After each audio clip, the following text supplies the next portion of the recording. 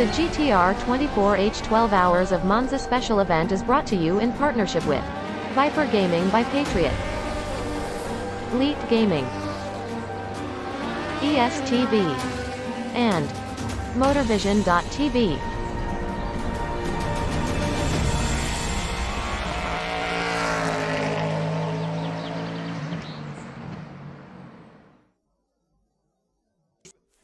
A 1v2 for the tournament. Pressure is on.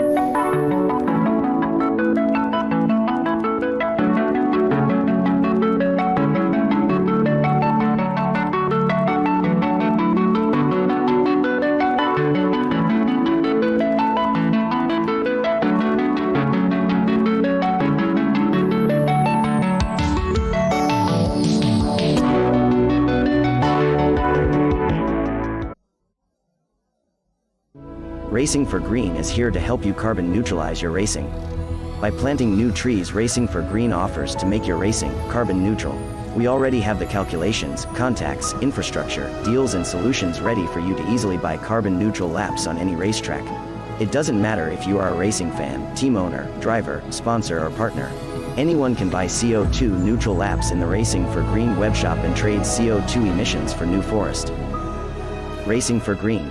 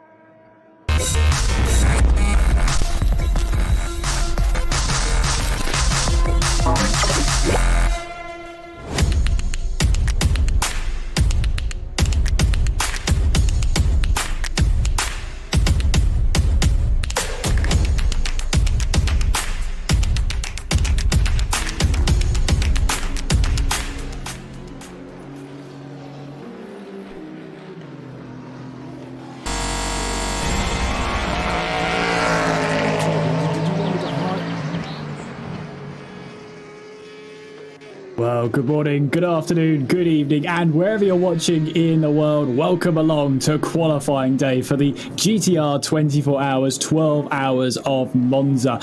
And here at such a historic track, we're almost ready to go for qualifying here to decide the fate of the grid, at least, for the rest of the teams. My name is Kieran McGinley. Joining me up in the commentary box at the moment is David Christie.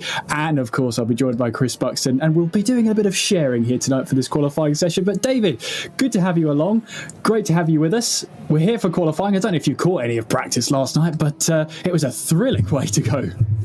Thank you for having me on board. It's such an awesome thing to be here part of it. I missed practice, unfortunately, last night. Being a Scotsman, too busy filling my face there, but I'm sure you can get me up to date with everything that went on. Weather is looking mighty interesting for this weekend, so we'll talk about that a little bit through the qualifying as it gets underway. But yeah, super excited to be on board, and yeah, this is going to be an awesome event.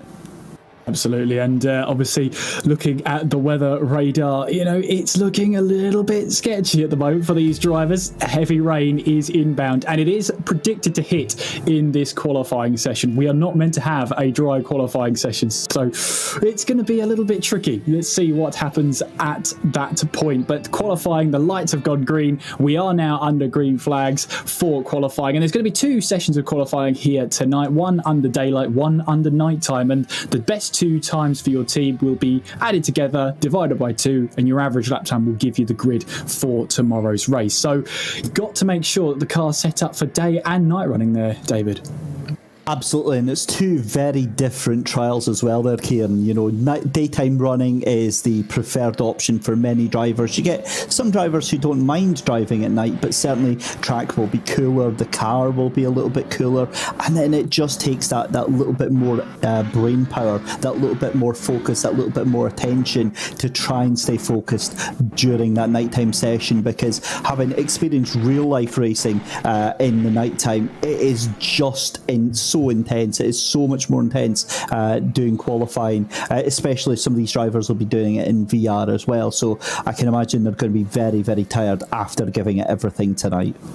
Absolutely, and sharing us in the box as well. We're going to be speaking to him throughout this session, and he'll be hopping in to replace me in a short while. It's Mr. Chris Buxton from last night. Chris, I'm pretty sure you can attest to how busy and how frantic that practice session was alone yesterday.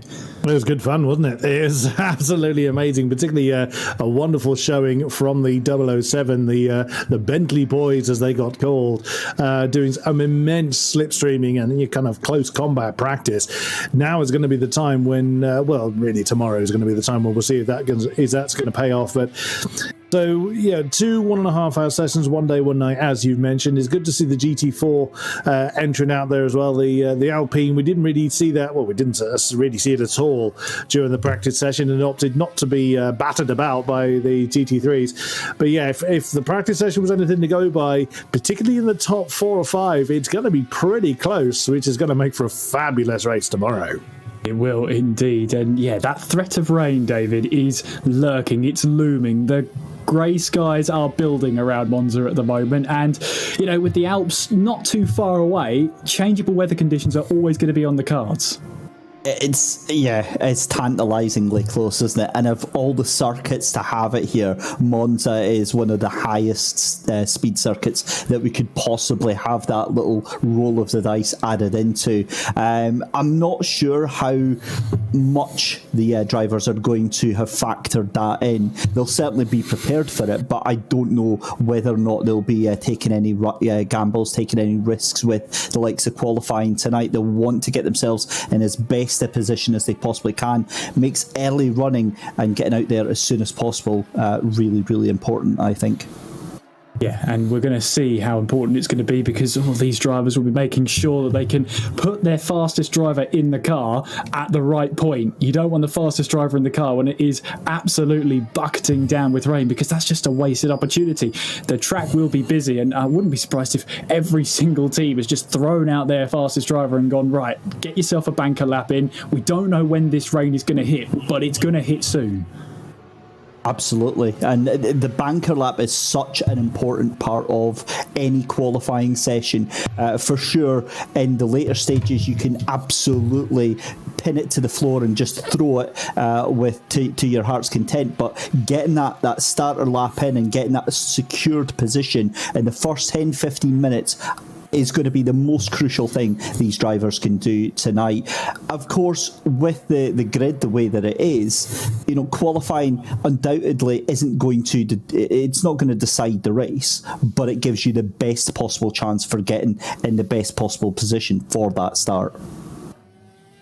Yes, and the old phrase goes, it's not won on lap 1, but it can certainly be lost. And in this long 12-hour race, we're going to be thrown a little bit everything. We've got rain forecast here in the qualifying session tonight. We've got rain forecast at, about an hour into tomorrow's race, and then heavy rain, thunderstorms as well over the next 2 days. So it's going to be keeping our drivers just a little bit on edge. So as you rightfully said, David, this banker lap, so called, for the first lap of the session, might actually be one of the most important laps you'll set all weekend. It really is, and it also gives the drivers a great chance to gel, to bond with the car. Obviously, we've had various practice sessions, but qualifying is their first real chance to really get their teeth into driving these cars in anger and also around other cars as well, Kieran. So it's really important for them to get acclimatised with the environment that they're going to be spending so long in tomorrow. I mean, remember, it's a long race that we're going to be seeing tomorrow, so it allows them to just settle down a little bit as well, because that's one thing that we really don't take into account is how much preparation that these drivers put into these races and these events. So it is such an important thing for them to just settle down, get that sort of mindset going early on, and really push it as quickly as they possibly can. To be a big one. This qualifying session may decide part of it, but you've got that long race tomorrow. Try and get the strategy, and that's probably what yesterday was being used for. And the team of the 007, I'm sure Chris could allude to that, how crazy it got, because funnily enough, you can have every single driver from your team out there on track at the same time using the same car. So we had 4 of them all out together, just trying to have a little bit of fun, maybe work some strategy in there as well. But from now on, it is solely every driver has one car, and it's got to last you a good amount of time. That it does, and they can't do the escape back to pits option that sim racers enjoy. They have to drive their car back now. So they if it all goes wrong, they have to limp the car back. But yeah, the 007, the Pro Sim boys, my goodness me, they put on a hell of a show for us. So it proved to be quite fun for us spectating, and was probably good fun for them driving as well. And quite a number of times you had a few other teams that were really kind of caught up in the mixture. The BMW M6, the 777 team got a little bit tangled up with them a couple of times as well. Gave it a good go. You saw these almighty great brutes that with all their combined horsepower made the earth shake. So that was quite fun to see. But the 33 team, the Audi squad, currently that car is being piloted by Zoltan Vaconi, was very much bothering the top of the lap times. It was the McLaren of Henri Senic, I believe it was, that took the top of the practice times yesterday. So hopefully we'll be able to see how well they can mix it up today, because of course today is when it counts, but there's plenty of time for them to kind of fine-tune the car now, get it set up just the way they want it. And again, this will be the time when they decide or make the final decision on whether they're going to run with a setup kind of compromise for all drivers, or with one setup, everybody get on with it kind of thing. So yeah, we will see who comes out on top. But again, the early laps were starting to come in. We're seeing some 45s on the board, some 46s as well. So people are getting those early banker laps in the hope that the rain passes. At the moment, the sunshine is still out there. I think we may get away with it, or at least for a while, before the weather goes a bit nasty. But of course, with the threat of rain, they need to get out there and get on with it. Quite a few people have yet to get a time on the board.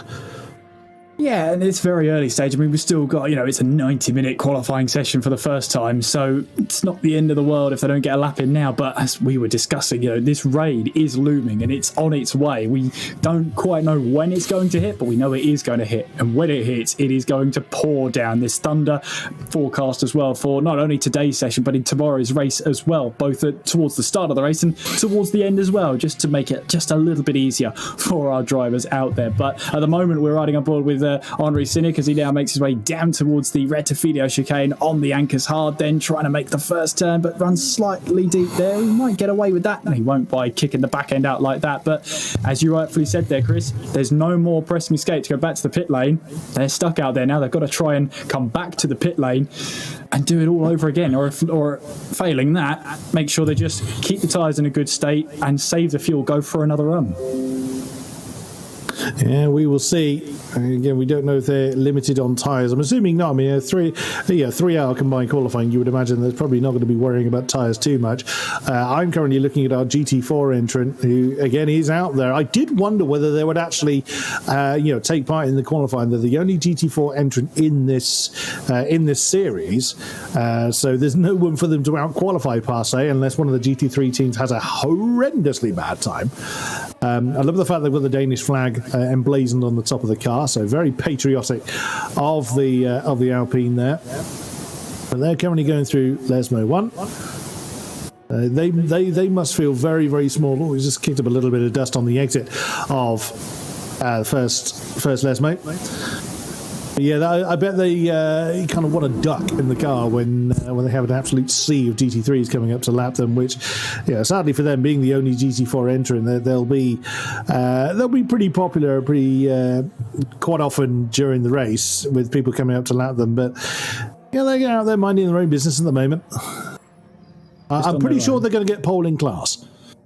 Do you think? Jury's still out on that one, I reckon. I have a feeling.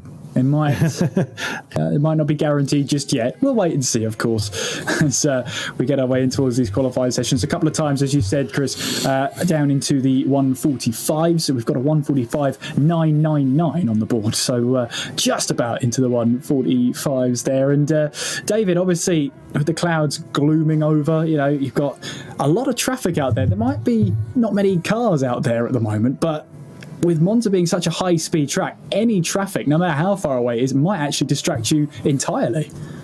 You're absolutely spot on there, Kieran, because Monza is such a track of momentum. It really all starts from that first corner. You have to have the speed all the way through. And if you come across a car that is either slowing down or just trying to get up to speed, or even that lonely GT4 car making its way around, then you are in a world of trouble, because you're going to have to go off the optimal line to try and get past that car there. And not only that, it distracts you, like you alluded to there. It takes your eye off of the next apex that you're trying to hit, unless you're very, very lucky to hit them, on the back straight coming up towards the parabolica, that final right-hander. But yeah, it does make it very, very important to get a good, clean run. Thankfully, for the most part, a lot of the drivers are going to get a good, clean run through qualifying. So I don't think that they're going to have too much of an excuse in that. But for me, myself, I'm absolutely taking every single excuse I can absolutely lay my hands on to disguise my poor ability. Don't undersell yourself, David, that's for sure. Have you seen me drive?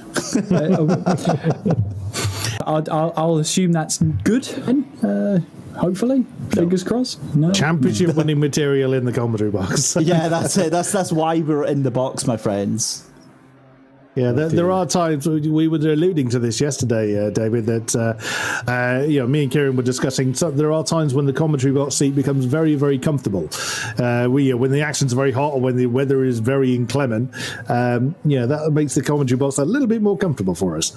It really does. It makes it a little bit more pleasant when you've got all hell kicking off on track, and you've got some very questionable issues or decisions going away, and you're just like, yep, I'll quite happily sit here with my cup of coffee talking about the racing. But it does give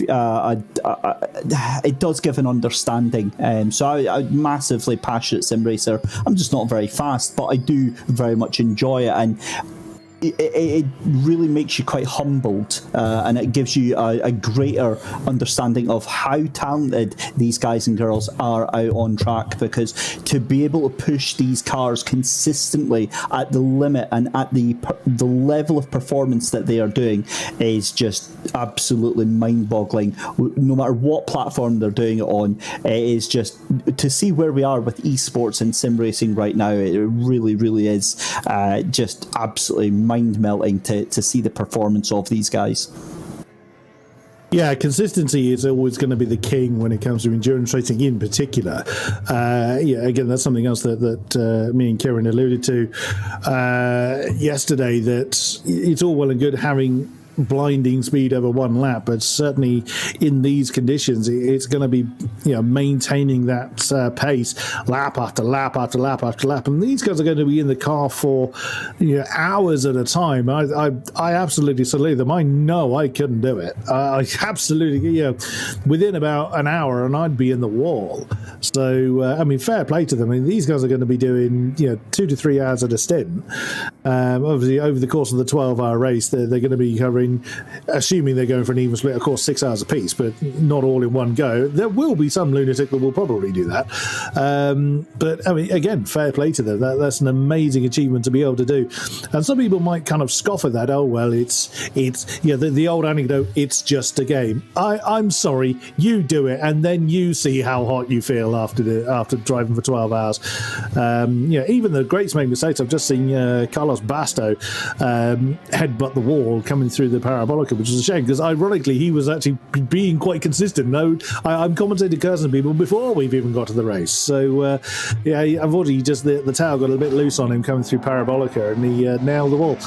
But it's one of those things that you really do need to be in pretty good, mental and even physical shape. Whilst you're not dealing with G-forces, you're still in that seated position for quite some time. You're still going through the physical motions of driving and braking, what have you, and it's the concentration that will get you, or lack thereof, if you lose that mental energy. And how many times have we seen just that one tiny mistake and a car is obliterated in the wall? We saw it yesterday, Kieran, didn't we, where I think it was one of the Audis ended up backwards into the wall with and gone was the rear wing, and that was only after half an hour's worth of practice. So after hours and hours and hours of blasting around Monza, and if they're able to keep going, then fair play to them.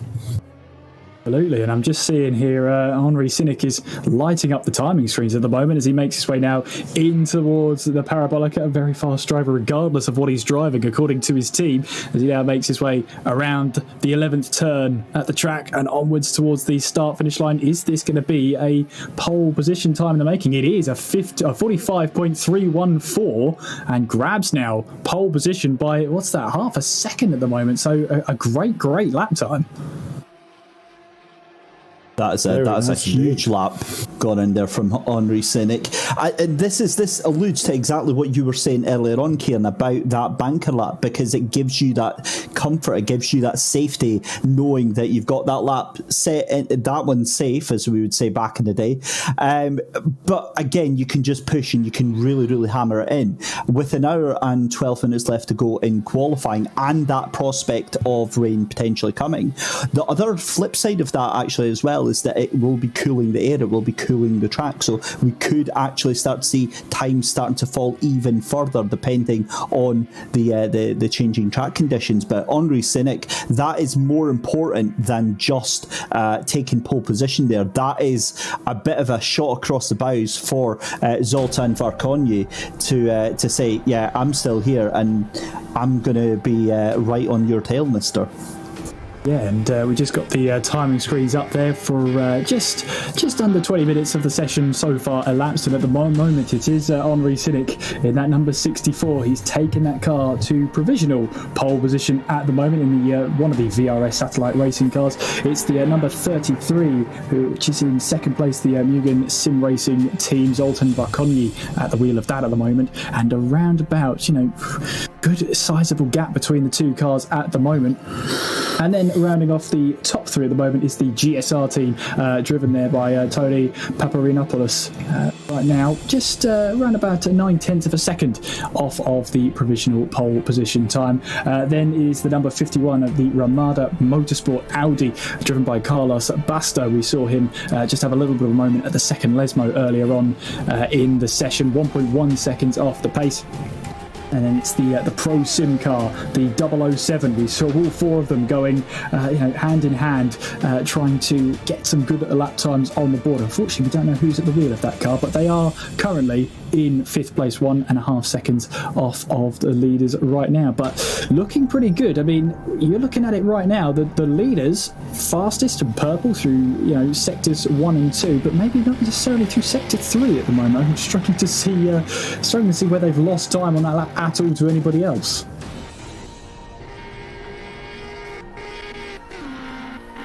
It's a difficult one for sure, because with the consistency that Henri and Zoltan have in this early stage of qualifying, it really is these 1/10 of a second, these 2/10 of a second that you're going to get from random little bits on the track, maybe trying something a little bit new, going a little bit wider on the exit of Parabolica, maybe going, a little bit earlier on the brakes into Prima Variante, or through the Lesmos, trying to hold that little bit more power. It's really, the luxury of having such a long qualifying time is that you get to try all sorts of things, and we get guilty when we're driving it, whether you're in real life racing or you're sim racing, of not wanting to try anything new. You kind of stick to what you know, and it becomes very difficult to go off that line, to try and push it that little bit further, because at the end of the day you don't want to really make a mistake like you see with the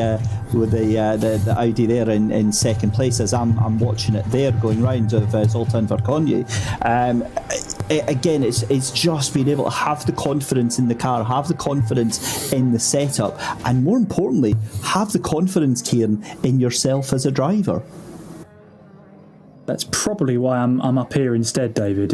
No confidence in me from myself, and probably from my teammates. Probably a good reason why. But there is Varkonyi now making his way in towards the pit lane and coming back into the pits. 45.5 was that last lap time, so he's pulled that advantage down that Henri Cynic did set to just under 0.3 of a second. So going back out again in that Audi. It's a great liveried Audi, isn't it? It's a grey front, purple back, and it's leaving the pit lane now. Yeah, it looks absolutely fantastic, and it brings you on to another point that we were talking about how seriously these teams and these drivers take it. This is just a perfect example, as we can see into the pits on cue, and that's an interesting line through that first corner. It's obviously Henri Cynic just coming out of pit lane. I noticed him in pit lane about 2 minutes ago there, so out for another effort in that McLaren there. But again, the liveries, it's a symptom of how professional these drivers and these teams are nowadays in esports. They've all got brand affiliations, they've got sponsors, they've got partnerships, and they'll be running Twitch streams or driver cams and things like that. And it's amazing the level of professionalism that they have to keep to at all times, and the liveries on these cars, obviously reflecting that, and trying to give their brands that they're associated with as much attention as they possibly can. That's going to be a huge part as well, isn't it? It's, as you say, sim racing's come leaps and bounds in the last 18 months or so, and it's great to see, there's all this attention now being focused on sim racing, when, even professional drivers in a downtime will now turn to sim racing to sort of keep their, skill set sharpened and make sure they are ready for their next race. So it's fantastic to see, and obviously the allure and the attraction of a long endurance race, a 12-hour of Monza, to put it lightly, just really attract drivers just to have a go and see what you can make of it. If you can make the checkered flag of the endurance, that's enough for a celebration alone. Yeah, completely. It really is. And I just, Chris, I wanted to touch on something that you mentioned earlier about the physical aspect of sim racing and real life racing. And I think you were absolutely spot on there, because having done a real life 24-hour race and done sim version of the 24-hour race, I can absolutely guarantee you it is so incredibly intensive. So I was doing it in VR, and I came out of it absolutely exhausted, sweating, and that was only from a 2-hour stint, and I did like 4 of them over the course of the 24 hours. And I think now, to touch into what you were just saying, Kieran, the respect element now that real life racers are giving to sim racers, they've kind of cottoned onto this. They're like, well, actually, this is now a point where we can get a lot of benefit out of this. We can use it as a driver training tool. We can use it to keep our fans engaged with us during off season, or,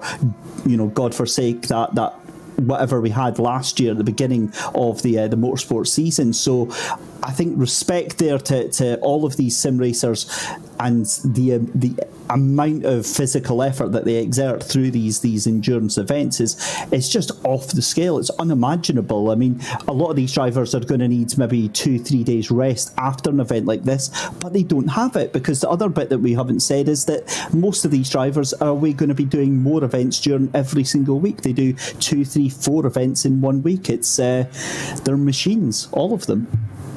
Absolutely. So now, funny you mentioned this. I had the opportunity as part of another commentary team last year, or tail end of last year. I asked Jensen Button, who is part of the Team Rocket Esports squad. I asked him pretty much this kind of question on transferable skill. And it's something that I know I've talked at length about during commentaries, that sim racing offers a very direct comparable to its real life counterpart. Unlike other esports, you're not going to be able to, there's no direct comparable in sort of Call of Duty or Rocket League, for instance. So any kind of sim racing obviously has that physical direct comparable. And I asked Jensen how, having now done both, of course he's driven pretty much anything with an engine, and having of course done the esports side certainly since COVID-19's been with us, and he very much said that in the past, you would certainly have drivers that were very sim-based, very testing-based. So they already had that transferable skill. Yes, of course, they go through the physical rigors and training and what have you to be, car ready, so to speak. But that direct comparable they have from the testing sim to the real car is exactly the same as it is for sim racing to a real life racing car, whether it's a single seater, GT, club racing level, professional level, it doesn't really matter. You still got that direct comparable skill of racing discipline, racing etiquette, braking points, slipstreaming, all of the things that you don't necessarily put a lot of thought into being a transferable skill whilst you're doing the sim racing.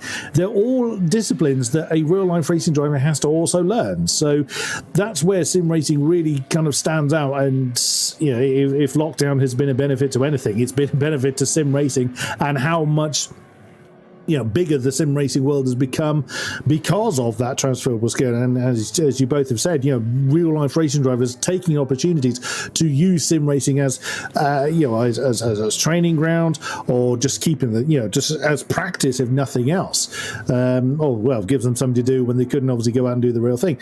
But that's the joy of sim. Well, one of the many joys, as far as we're concerned, of sim racing is that direct transferable skill.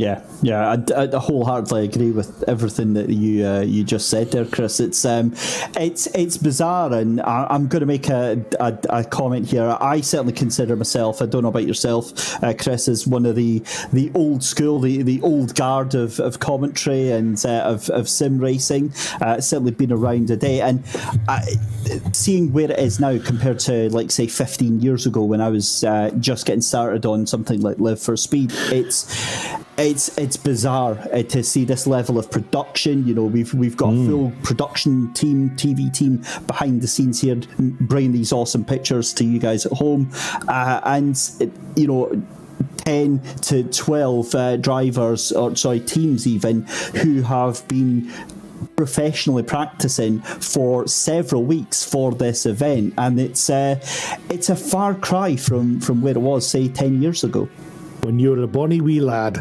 That's exactly where I was going with that one. Oh, you don't look old enough to remember Live for Speed. And that, funnily enough, again, me and Kieran were talking yesterday about where we started our sim racing, where our sim racing journeys began. And Live for Speed was indeed mine. And on a keyboard and mouse, would you believe? Now, I've always said that sim racing doesn't have to be the home of the elite. Okay, when you're in the very top echelons, yes, you are probably going to want to have the good stuff. But it doesn't have to be. You don't have to shell out hundreds and hundreds and hundreds of euros on stuff that certainly starting out, you just don't need. I look under my desk at my steering wheel. That's a good 6 years old. But you can start very small and still do very, very well. Yes, it takes me back to my Logitech Momo and live for Speed on City Driving servers. That was the day. Good friend of mine, John Monroe, incredibly fast sim racer, still has the most basic sim racing setup: wheels on the desk and a pedal. And it's a far cry from all these £1,000 simulator rigs, and he can still absolutely destroy me at any sim. So awesome stuff. Kieran, can you believe we're already nearly a half an hour into qualifying, and it's almost time for us to take a very short break, isn't it? It is indeed. It's absolutely flown by, but there's more qualifying action on the way. I can guarantee you of that. If you saw the practice session yesterday, you'll know that already. But we'll go to a quick message from our sponsors, and we'll be back with qualifying very shortly.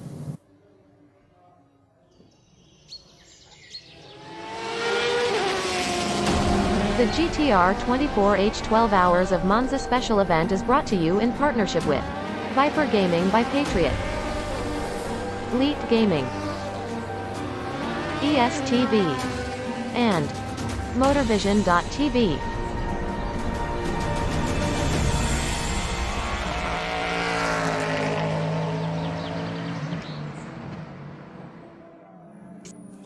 A 1v2 for the tournament. Pressure is on.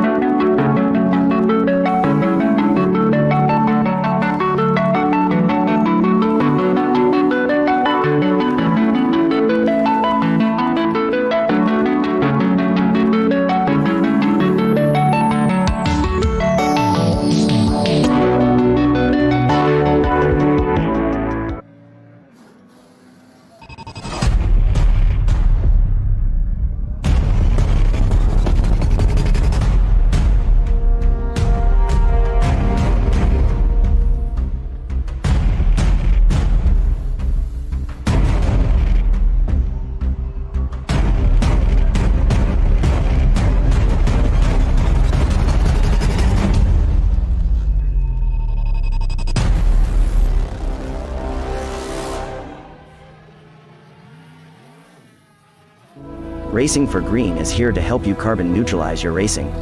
By planting new trees, Racing for Green offers to make your racing carbon neutral. We already have the calculations, contacts, infrastructure, deals and solutions ready for you to easily buy carbon neutral laps on any racetrack. It doesn't matter if you are a racing fan, team owner, driver, sponsor or partner. Anyone can buy CO2 neutral laps in the Racing for Green webshop and trade CO2 emissions for New Forest. Racing for Green.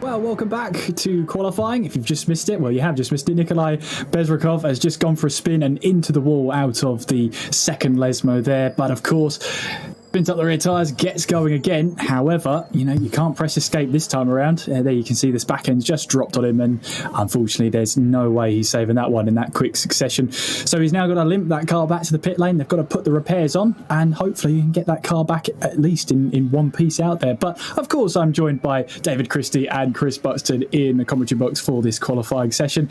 I'll come to you first, David. I mean, as you said to me, it's absolutely flown by this qualifying session.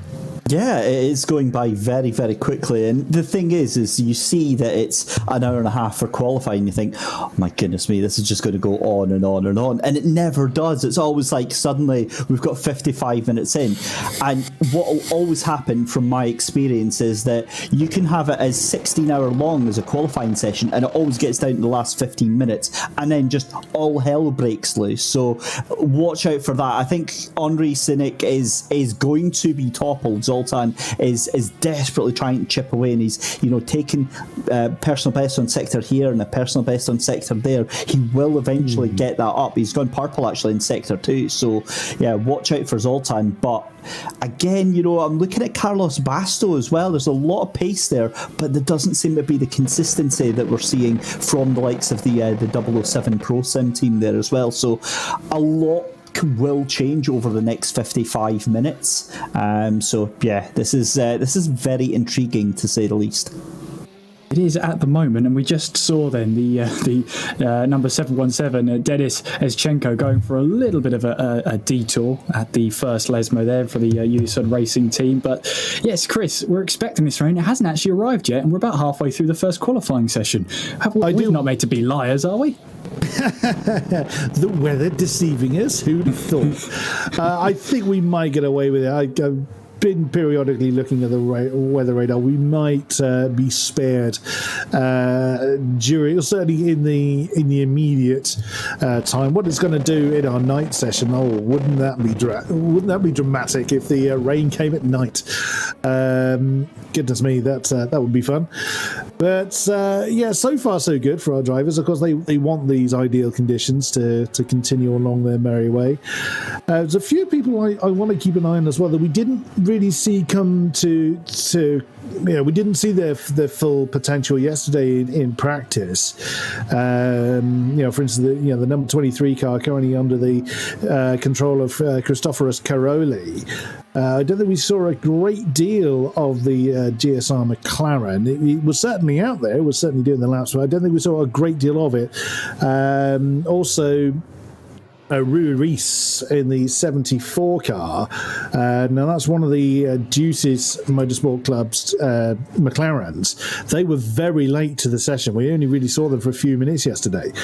So we don't know where they're going to stack up in the pecking order. So several people I'm sort of keeping an eye on to see where they fall. But already we're seeing really, really close times. I've just seen Caraoli bypass the first chicane entirely.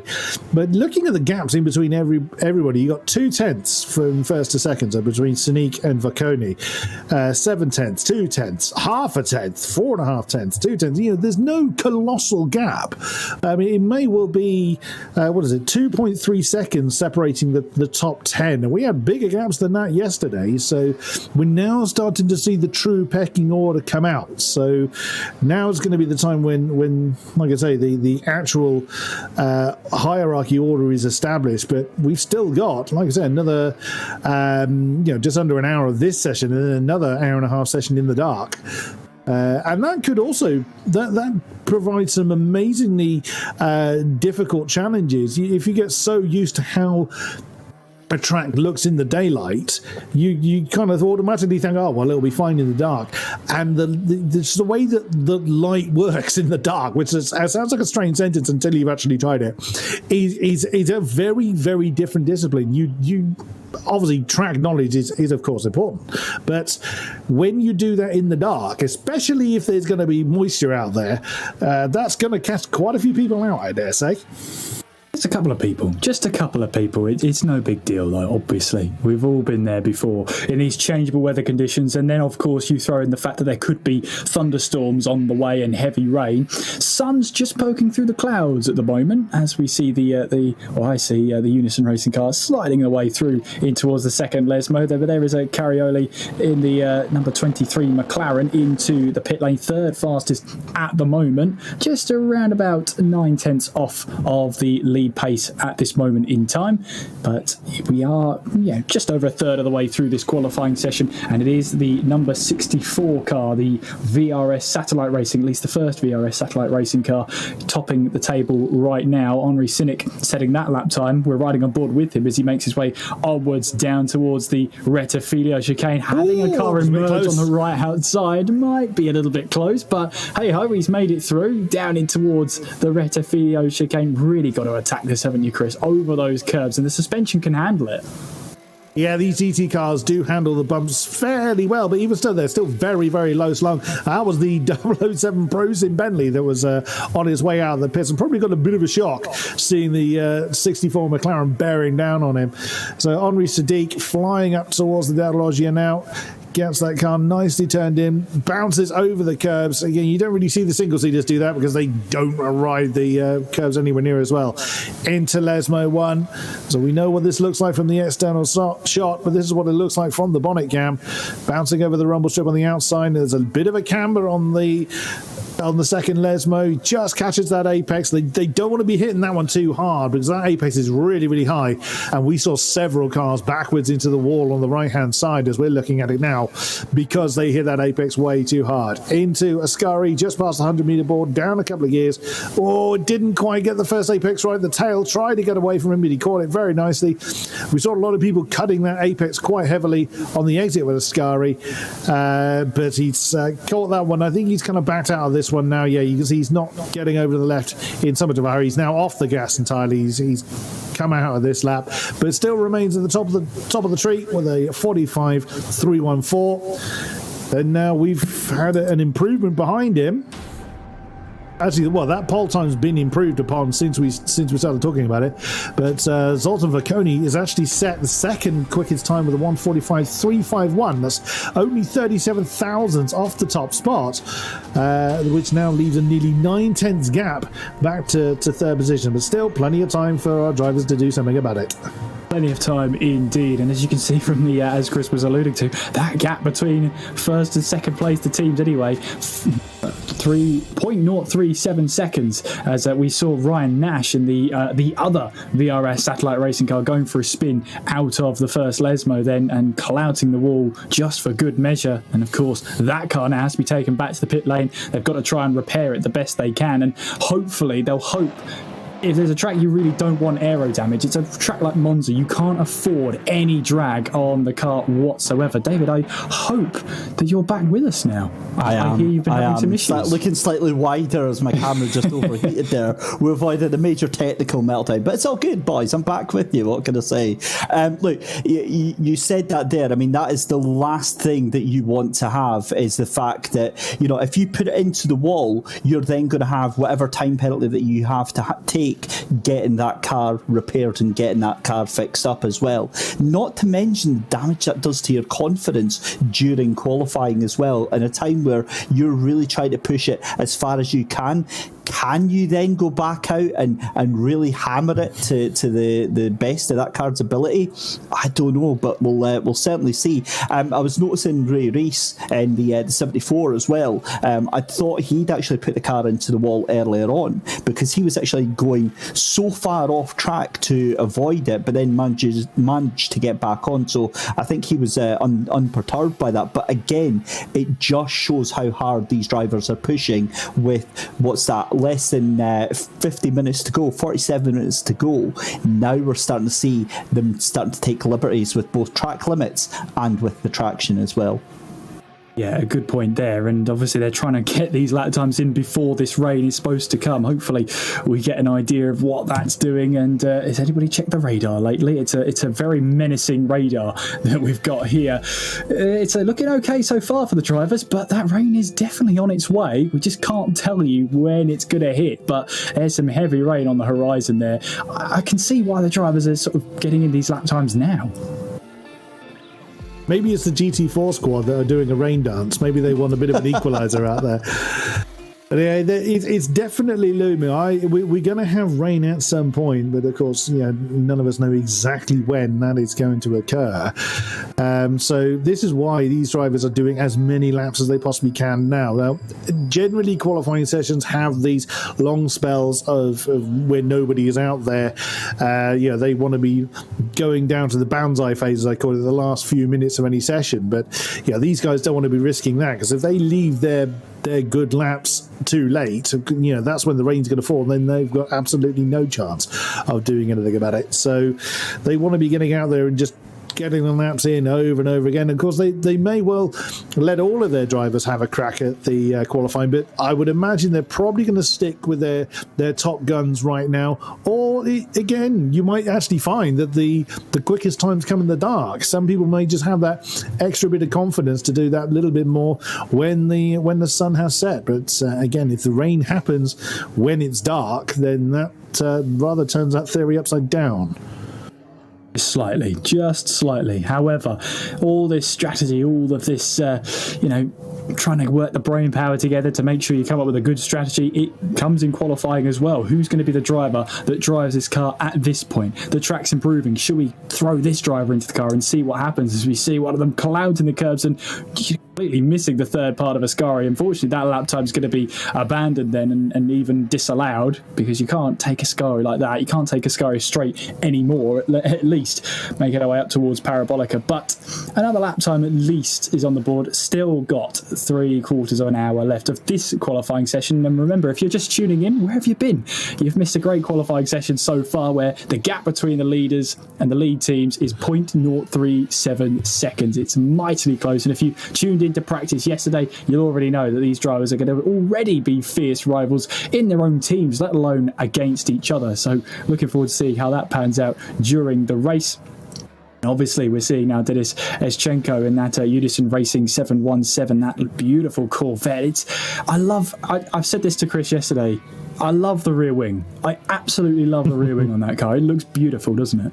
The whole thing looks good as far as I'm concerned, and the roar it makes, my word, that car sounds glorious as it comes roaring past.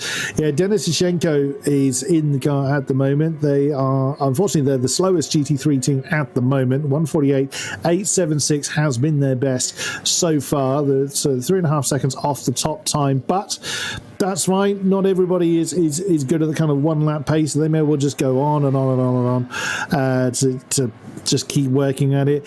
And like you were saying, David, there may well be a confidence issue in there if they've had a bit of a spin or what have you. It does make you question the lines you're doing, especially if you're really pushing as hard as you can, just struggling to find that extra bit of time. He does sort of play on the mind. We always talk about the mental game and how important that is, even in sim racing terms.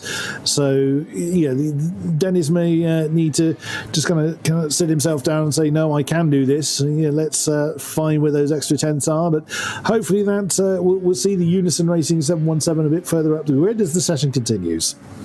Yeah, the great thing about that as well is that despite them at the moment being 3.5 seconds off the pace, that can mean almost next to nothing in the race when you're at the back of the grid. All it takes is for you to be opportunistic and for you to take your chances when they come, and for other people to have misfortune, and you're going to very slowly start picking your way through the order. It's actually a little bit easier being at the back of the grid compared to the front of the grid, and it sounds counterintuitive, but when you've got faster cars in front of you, you learn on the job from them. You watch their lines, you instinctively follow those cars and you find that you end up starting, without any effort yourself, bringing down those lap times very, very quickly. So if that's me in the 717, that's my first job now with about just over half an hour to go, 42 minutes left to go in the session. I want to find any other car on track, and I want to get as close to them as possible, follow them round for a lap, see where they're braking, see where they're putting on the power, and just try and learn from that, and also get a cheeky little tow in the meantime as well. That can certainly help with the long straights that the Monza has. We're not really seeing anybody do that. No one wants to help their competitors. So we're not seeing a lot of that right now. But, I mean, who knows what happens as the session continues. Something else I wanted to mention as well. The 777 team, I believe, had a last-minute driver change in Mads I believe it's pronounced Hedegaard. I'm sure I'll be shouted at by our Danish contingent for butchering the name. So I think he was the last minute dropped in because one of the regular drivers was actually unwell for this event. So keeping an eye on Mads Hedegaard to see how well he does in the 777 Audi.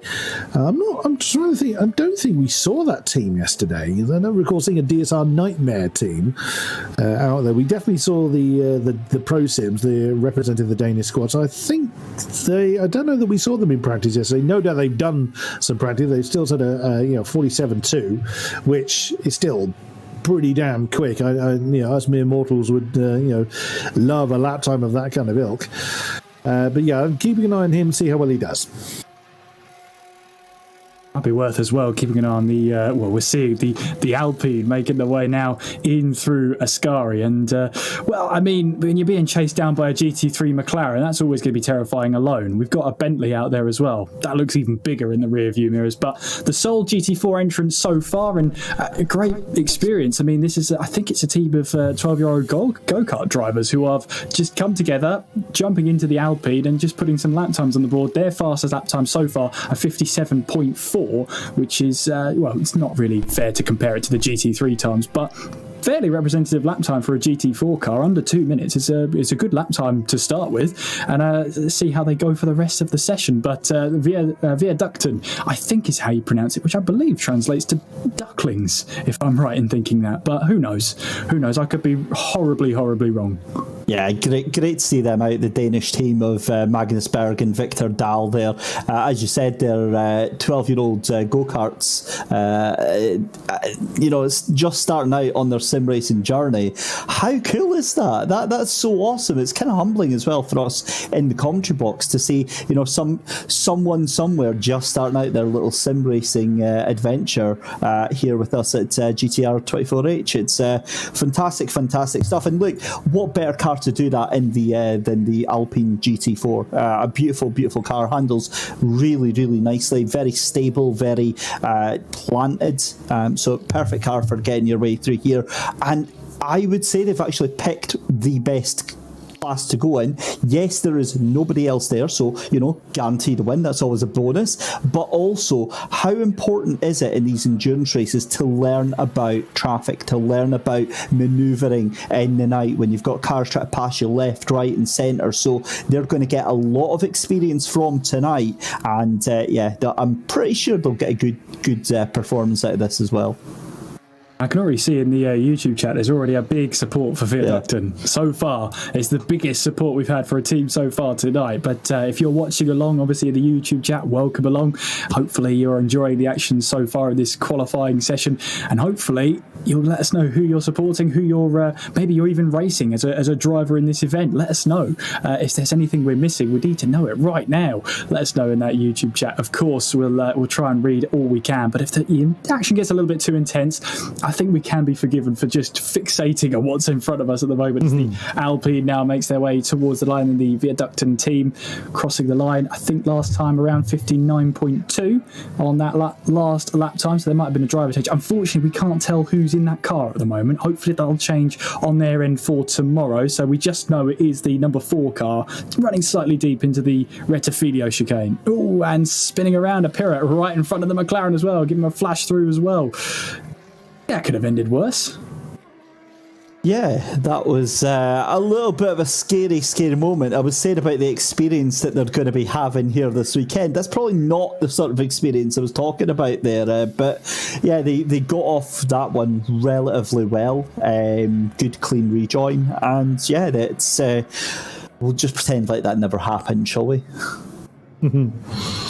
I'll tell you who else is also having a struggle out there is the 62 BMW, Alexander Zakharov. Now, I've just spotted him parked on the side of the road. For some reason, I'm not sure he was letting anybody through because it didn't seem to be anyone near him. But a few minutes ago, he's gone for yet another spin. We've seen that BMW a few times facing the wrong way.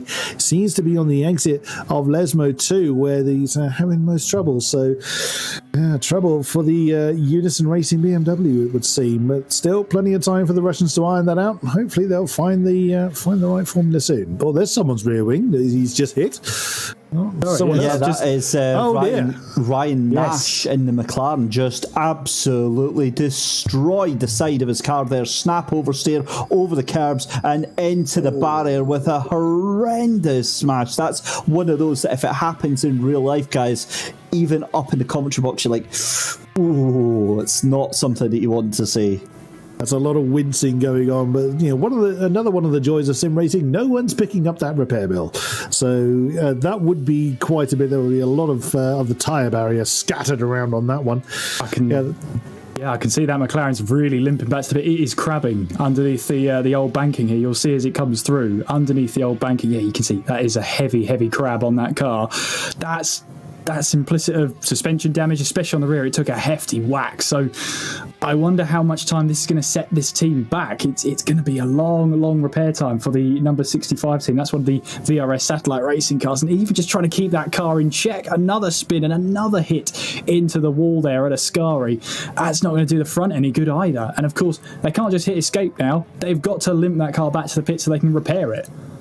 In a manner of speaking, again, we mentioned this yesterday during practice, that this is actually an ideal practice to learn how to drive the car in an unideal way. So, they've done hundreds and hundreds of laps and thousands of kilometres with the car in perfect shape. So there's going to be a time when they've hit a curb too hard, they've made a mistake, maybe in the night hours where they have hit a wall, and if you haven't practiced driving the car in a position where it's not ideal, I mean, this is a little extreme, I grant you, but this is actually an ideal opportunity to learn to drive the car when it's got that little bit of damage, when it's slightly misbehaving, so you don't necessarily have to pit immediately after an incident, because you could just repeat it in a lap or so. So this is a bit of an extreme way of practicing with damage, but at least he's off the road and behaving himself, allowing those to continue their laps.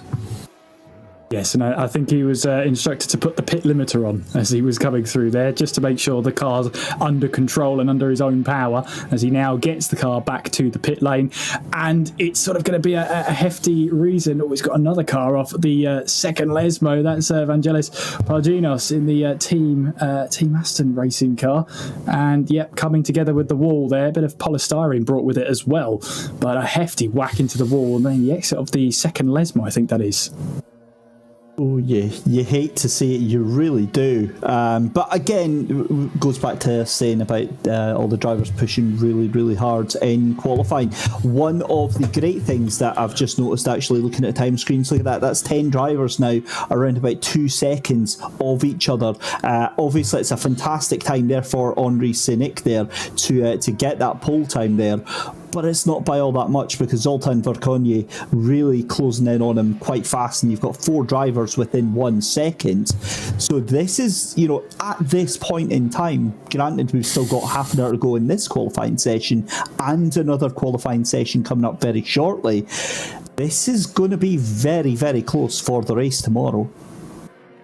It really is. And of course, with these 2 qualifying sessions, the fastest lap time you set in this session and the fastest lap time you set in the second session, they're added together, divided by 2, giving you an average lap time, and that is what is used to decide the grid for tomorrow's race. And of course, if that second session is hit by wet weather, it makes the gap to make sure you're on the pace even more difficult, because now you're trying to gauge, well, this is what the dry pace was like. What about the wet pace now? Is the wet pace going to cost us? Now you're trying to compromise not only between the setup, but it's literally, it might be two different quality setups you might have. But of course, it's tit for tat. It really is. You can't tell which way this one's going to go. Nope, that is the joy of mixed weather. So, no complaints from us on that one. I'm sure the drivers aren't best pleased about it.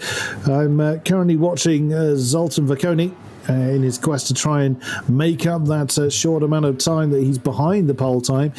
He's pushing quite hard, but it's a little bit of a scruffy lap, this one, so it's unlikely to topple the mighty time of Henri Sinic. Although saying that, he was quite a bit quicker in Sector 2 than the top guy. I think he's pulled over, he's off the gas, he's coming back in again, so that lap was indeed invalidated as I thought it was.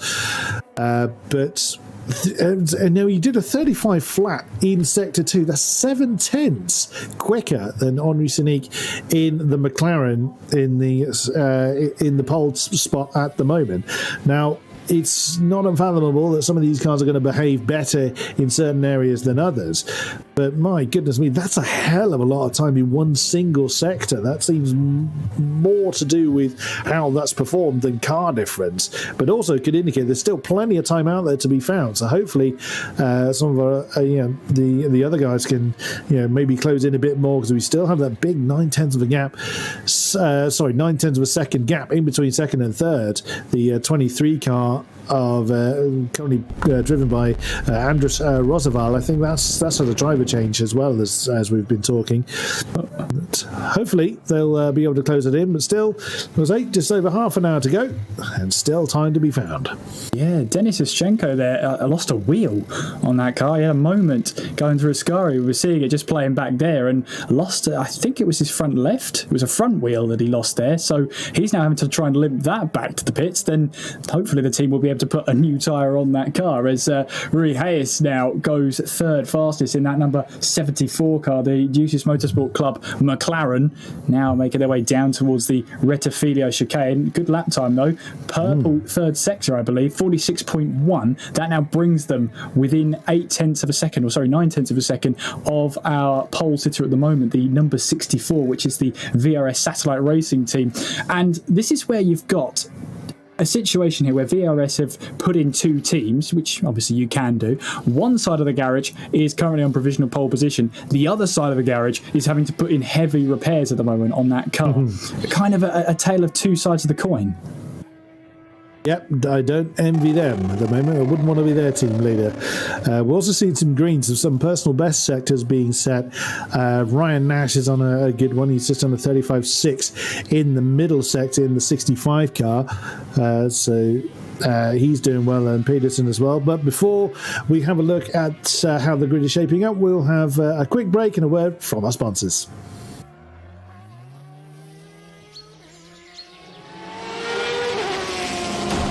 The GTR 24H 12 Hours of Monza special event is brought to you in partnership with Viper Gaming by Patriot, Elite Gaming, ESTV, and Motorvision.tv.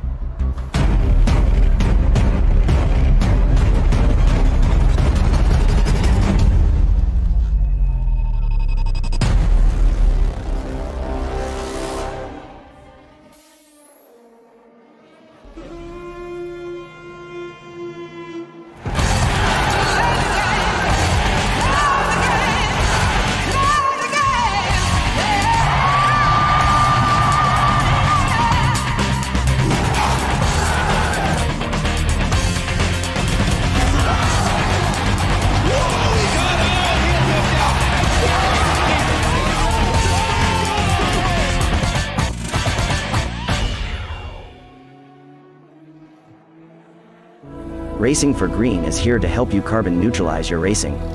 By planting new trees, Racing for Green offers to make your racing carbon neutral. We already have the calculations, contacts, infrastructure, deals and solutions ready for you to easily buy carbon neutral laps on any racetrack. It doesn't matter if you are a racing fan, team owner, driver, sponsor or partner. Anyone can buy CO2 neutral laps in the Racing for Green webshop and trade CO2 emissions for New Forest. Racing for Green.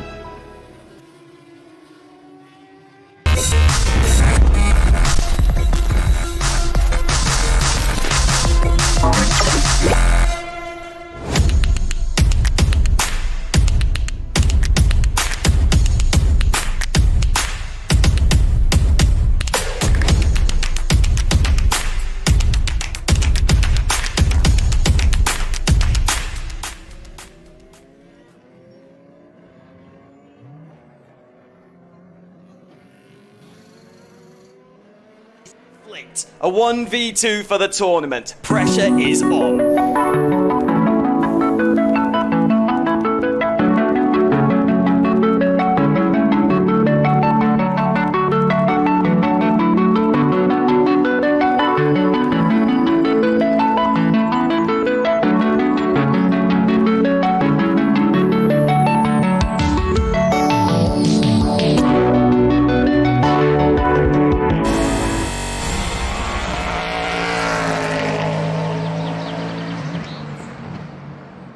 Welcome back, ladies and gentlemen, to the qualifying session for the 12-hour Monza special, hosted by GT24R. Chris Buxton, Kieran McGinley and Dave Christie in the commentary box for this session. And we have got less than half an hour to go of the first part of qualifying. So this will be the daytime session. And we have a 1.5 hour session of the night qualifying then to come straight afterwards. So Henri Sinique still with the 1:45.314 top pole time, as we are looking currently at Denis Ishchenko, who's been slowly whittling away the gap between himself, or trying to, I should say, to whittle away the gap between himself and the 14 car of Vangelis Pargonis. But he's struggling a little bit to try and find the pace. Every time he makes an improvement, so does the ones ahead of him. But Henri Sinique still with the top time, 1:45.314. It did look like he was out for he got a new sector one and then came back in the pits, unfortunately, so not sure what happened there for him. But it's been a pretty busy session so far. We haven't had any real lulls, have we, gents? It's been nice and quiet, hasn't it? I mean, apart from several cars costing a couple of tens of thousands of pounds worth of damage to their car, no, it has been relatively quiet, actually, which is a good thing because it just shows how hard they're trying. What I've noticed as well, and you guys might have noticed this as well, the gap from Ryan Nash to Nikolai Bezrukov, 7th and 8th place now, that's quite a wide gap. About half a second now, just between those two cars. So the top 7 cars there split by 1.2 seconds there, and it's a cracking lap. Actually, Ryan Nash gets a better lap in there, but that's now what, as I say, about half a second, 0.6 of a second between 7th and 8th place there. But up until 1st to 7th, that's just over a second. It's very, very close, and it's only going to get closer with the threat of that rain looming. Absolutely. You've got several teams that are very, very close in time. 3rd to 4th, that's the 74 car of the Deuces Motorsport Club, the UK-US combination in the McLaren, but, only 0.07 of a second ahead of the 23. That's the GSR, Team GSR, the Greek squad in the McLaren. The gap between 5th and 7th is only a 10th between the 51, the 007 and the 65. So, again, we hope that this continues because that's going to end up with some brilliant racing. But again, it comes back to consistency. Can they continue to do that time after time after time after time, especially when they're fatigued and if the weather plays a part in it? That's going to be the big question. I'm sure we've all seen it in an endurance event where the favourites start strong and then you come back a few hours later and their car's been in the wall 3 times. So that's going to be the biggest teller. But certainly basing on pace, we're in for a very close race. We absolutely are. And you get this feeling, or at least I get this feeling, and Kieran, we start to see, these real Hail Mary laps coming in where you're just absolutely throwing it in. We saw that about 3 laps ago with Henri Sinic, despite being in pole position, set a purple sector 1 and then just colossally straight lined it towards the tail end of the lap when he was coming over a Ascari and ditched the lap, went into pit lane. But you get the feeling there could be something quite special on the cards here, don't you? Certainly true, certainly true. There's our pole sitter is just come out of the pits again. And again, that's something else we're seeing, certainly from them in particular. They're just doing lap on lap on lap on lap. They're not leaving any real time on the table. And that's absolutely the right thing to do, especially if the threat of rain is there. Just going to check the radar again, because I have noticed the sun seems to have disappeared from the track at the moment. Again, it's on its way, but it's how much of a difference it's going to make. Again, we don't know that any more than the drivers do. So I'm glad to see that they're utilising the time as best they can. That is I think that's the 777 DSR Nightmare Squad, the Danish team, right ahead of Henri Sinic. So that's not going to please him. At least Henri isn't on a hot lap at the moment, because he doesn't want to disturb the 777 team. If they are on a hot lap, he won't know any different. Oh my goodness me, he's still pushing hard though, isn't he? He's not wasting any time. He doesn't want to be behind that Audi at the wrong point. There he goes. He's now backing away from it. He needs to give himself a decent amount of space. There's no one particularly behind him, or no one anywhere close behind him at least. So he's got time to build up a gap, or he's got track time, so to speak, because there's no one bearing down on him. There he goes. Now started to plant the throttle through Parabolica to wind up for another lap. But as we saw from other people setting some really incredible sectors, there's still time out there to be found. So, that pole time's been there for a while. The 1:45.314 on the 64 car. So there's still opportunities for that to be beaten as long as the weather holds. Main thing, isn't it? But I'm just seeing here Zoltan Vakonyi has just set the personal best lap time for the team through sector 1 as he now approaches in through sector 2. So keep one eye on that car, on that grey and purple fantastic liveried car there, the number 33 Mugen Sim Racing team in Audi, now making our way on towards the Curva del Seraglio, underneath the old banking. And I was saying to Chris yesterday how that old banking is so historic. It's a bit disused, and now it's got plants growing in the cracks where they formed, but it's a great place to just watch over. Through now we go through Ascari, back onto the power again, where the confidence starts to grow, back now onto towards the final corner at Parabolica, and a bit of a lackluster sector 2 time at the moment. 35 flat, still relatively on the pace, but not their personal best. Then we go through Parabolica and onto the start-finish line once again. Is this Audi going to complete the lap time? He's teased us before about finishing the lap. He is going to finish the lap this time around towards the line. Is this going to be an improvement? It is going to be an improvement, because it's now your new provisional pole position time, 45.203, and that puts the Mugen Sim Racing team on provisional pole, at least in this session. 1.5 tenths he found that time around to secure the pole time, and that's going to wake up the 64 squad as well. Henri Sinic, he's certainly improved on sector times. It doesn't seem to have strung it all together at the moment to really get that pole time back again. But still, that's increasing the gap between second and third. That's now nearly a second between those two positions alone. The 74 car, Rui Reis, we believe, is in control of that one at the moment. He's out there. Where is he? He's back in the pits, I beg your pardon. So, no, the 74 car isn't doing any laps at the moment. That is the Deuces Motorsport Club. They're McLaren back in the pits. But does Henri Sinic have an answer? Well, he's coming out again. We've seen him leave the pits quite a few times in the session, so he's still seems to be struggling to getting underway for some reason. Maybe the sun has gone, so the track temperature has probably dropped quite a bit since the previous pole times was set. So that could be affecting how their car in particular is behaving.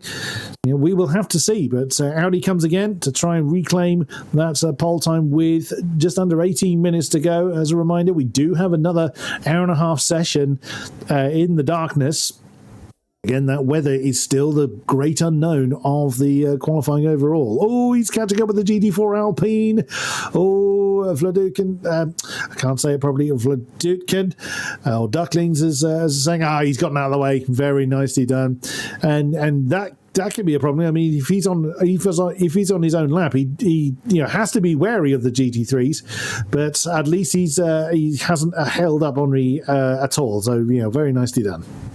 Oh, I've got to just quickly jump in. 17 minutes to go in the qualifying session, and Veladis Corrales for the number 14 team, the GSR team Aston, just absolutely smacked into the wall. I think that was actually around Biazzano, the turn 2, as it were, in the front right there. I think there was heavy damage on the front right, but kept it going there. But 15 minutes left to go. That is not what you want to be doing, is it? No, and that's a very wounded Aston trying to limp its way back as the sole Aston Martin in the field. Under the Veladis Corrales, that was my favourite name from yesterday. It's just coming through Ascari at the moment. That's an unhappy Aston, so he'll be crawling his way back. They'll have time to get back out on track and do some more laps, but like you were saying earlier, David, that's going to be a confidence denter as well. Yeah, it certainly is. And with 15 minutes to go, I'd hesitate to say that's going to be their first qualifying session done and dusted. If it was me, actually, I would be pulling the car in, pulling the team in, getting some refreshments, getting a little bit of a breather and settling down and trying to regroup for qualifying session number 2. I don't personally think that there's much else that they're going to be able to get out of this qualifying session. That can't be said, however, for the likes of Zoltan Verkonyi, Henri Senique and Rui Reis as well. It's so tight at the top. Although I say that, it's tight between Zoltan Verkonyi and Henri Senique, but it's a completely different ballpark field back to Rui Reis and the likes of Andre Roosevelt in 4th place as well. 3rd, 4th, 5th and 6th, very, very closely knit, even down to the 007 Pro Sim team. But that 1st and 2nd place, they are on a different class right now. They are at the moment, certainly, but whether that's going to hold for race consistency, it remains to be seen. But they're not resting on their laurels. Zoltan Verkonyi is still lapping. He's just coming through Parabolica now. So they haven't just parked it and thought, that's as much as I'm going to get. They're still getting out there and doing as much mileage as they can. I think Henri Senique's actually not far behind him, so indeed he is. So the McLaren and the Audi are on the same stretch of track at the moment, and Henri Senique has just improved on his time, but not his position. 1:45.260 now, just 58 thousandths of a second. That's half a tenth. That's half the time it takes to blink behind Zoltan Verkonyi at the moment. So again, we did say there was time out there to be found, and Henri Senique is determined to try and get that pole time back. Yeah. Henri Senique has found that time in the final sector, gone purple now through the final sector, which has now brought him and his team closer to the front of the pack. They were just over a tenth, they're now around half a tenth off of the pole position time. Remember, these times are a stepping stone to where they start tomorrow. We have got a second 90-minute qualifying session, and then those two get added together. We get an average of the 2 lap times when we divide them by 2. That starts and that decides the grid for tomorrow's race.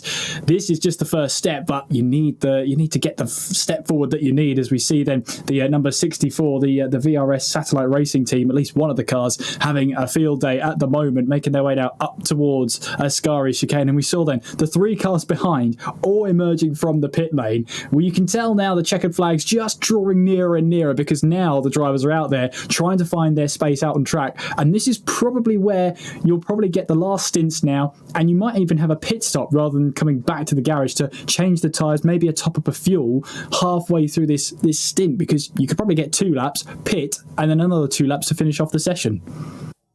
Yeah, for sure, for sure. And strategy plays like such a huge part in this. When you're at the tail end of this top 10 qualifying session, you've got a lot more luxury because you can afford to just throw the dice, see what happens, and if it doesn't work, then it doesn't really cost you all that much. But when you're in the top 5, you're restricted, I would say, a lot more because you kind of don't really want to do anything that hampers your chances for the next qualifying session. I would go so far to say, unless they strongly feel that they can make any big improvements on this, you might find that they're going to think twice about actually going back out for the final 10 minutes. If they're already out on track, then absolutely. But as you can see there from some of the onboards that we're seeing there, just how hard we're pushing. I was also watching, I think that's Ryan Nash in the 65. He had a huge moment coming through. Where was that? That was coming through Variante Ascari there.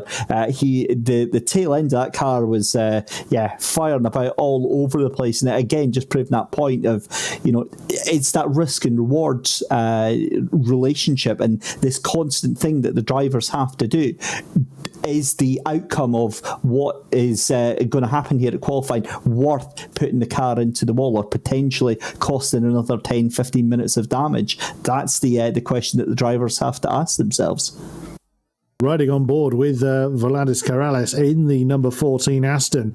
Now, one thing you'll notice, if you just kind of look at the behaviour of the car, we saw a fair amount of this yesterday where the sort of bigger cars, the Corvette, the Aston and the Bentleys in particular, were really sliding quite a lot through the corners. Now, it's one way to try and rotate the car. Some drivers prefer the kind of more loose kind of setup with the tail misbehaves in a way to help the car rotate. But we really saw that it was mainly the Audis that stay with that very stable setup. They stay very bedded to the ground, more of an understeer type setup, which may well help some of the drivers. But the McLarens are a little bit mixed, but the McLarens are certainly the most popular car in the field, and there's 4 or 5 of them that we've got to look forward to in this race. But riding on board with the Aston in particular, the tail is absolutely wild. Now, that's going to be interesting, especially if the weather gets a bit more inclement. And with fatigue, if these guys have been in the car for 2 or 3 hours, with the tail dancing around like that, that's going to catch a few people out, I'd have thought. I've never really understood why the Audi is so popular in any of the sims, because it's a car that I've never really bonded with. It's one of the fastest cars out there for sure, but the snap oversteer that it is very prone to get it's just horrific. It will take no pleasure or no hardship in sending you into the nearest wall with no warning whatsoever. And thankfully, we've not seen any of that from the drivers tonight. They've all managed to tame the beast, as it were, very, very well. The number 23, just literally as you said that, Andres Rosefall in the McLaren has just misjudged Parabolica there.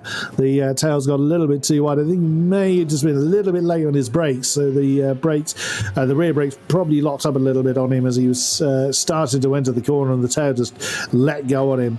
But again, you could expect those if you've been doing lap after lap after hour after hour.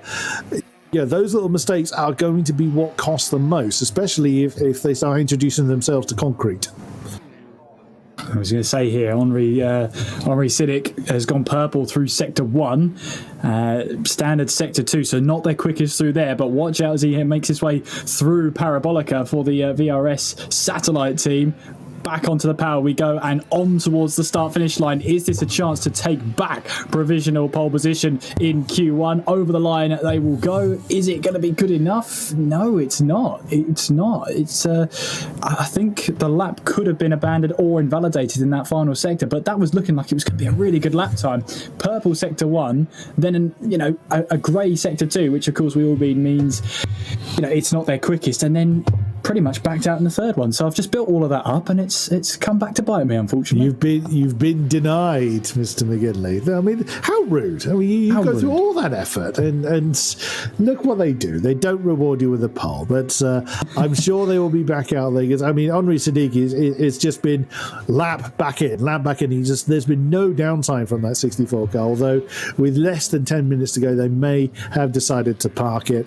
You may have decided enough is enough for now and go towards their nighttime session. I also wouldn't be surprised if we see different drivers in these cars for the nighttime session, because there will be some that either prefer or are simply better than their teammates in that nighttime session. As I was saying before, there's those little subtle differences that affects how you approach any kind of track. It sounds really obvious. Yes, it's dark. But when you're going through these endurance events, there's a certain amount of kind of autopilot that goes on. You know that the particular point on the wall is orange. You know that you need to turn in at this particular point, catch the apex or the rumble strip in a particular way. And you get used to those visual cues. Of course, you're relying a lot on muscle memory. Of course you are, these speeds. But there's a lot of visual cues that you will use, and those visual cues completely change when it's dark. You can't see a lot of these, they're not so easily spotted. So not everybody makes that adjustment from light to dark as easily as some people may think. So how well can they adapt? So I wouldn't be surprised if, like I say, we see the dark experts, the night owls, come out that aren't necessarily the daytime quickest. I might be completely wrong, and everybody that we've seen already comes back out again. But more the merrier, as far as I'm concerned. But we will see. We will see. It is a big challenge driving at night, and just to expand on that, from experience, what it tends to happen is that, as you mentioned there, you go from these visual markers, so you'll see the brake boards, which will likely disappear over the course of the 12 hours, but you'll see points, visual landmarks at the side of the road that you'll use to think. You'll see them out the peripheral vision, and that's when you brake, or that's when you start turning in, or that's where you're going to be looking towards your apex. And at night time, you don't have any of that. And what is really surreal when you're driving at night is that it becomes, you mentioned autopilot, and that's exactly what it is, this state of flow, this state of, it's almost like a rhythm that you get into, and you feel like you're counting in your head. You're like, right, now I'm on the brakes, now I'm turning in. And it's fascinating when you actually feel that and you actually experience that. And that's exactly what we'll see from these drivers that are about to go in for the nighttime session, because remember, as we said, some of these drivers are going to be in VR as well, and that is a completely different kettle of fish as well. When you're racing and you've got the say the triple monitor set up, or you've got a single monitor, that's something, because your eyes have got the ambient light around you to help balance things out. But when you're in VR, it is just identical to being in a car at night, because all of the external light is blocked out, and your eyes are on stalks, trying to see and trying to amplify any possible light that you've got going in there. So certainly for the guys that are going to be in VR tonight, that is going to be a real big ask for them, and potentially that's actually going to slow them down. But I'd be very interested to see how that one pans out, and we'll find out in just over half an hour's time. Absolutely. I'm a VR regular, and one of the first times I used VR, particularly for a longer stint, one, you don't have sweat. Those things give off a surprising amount of heat.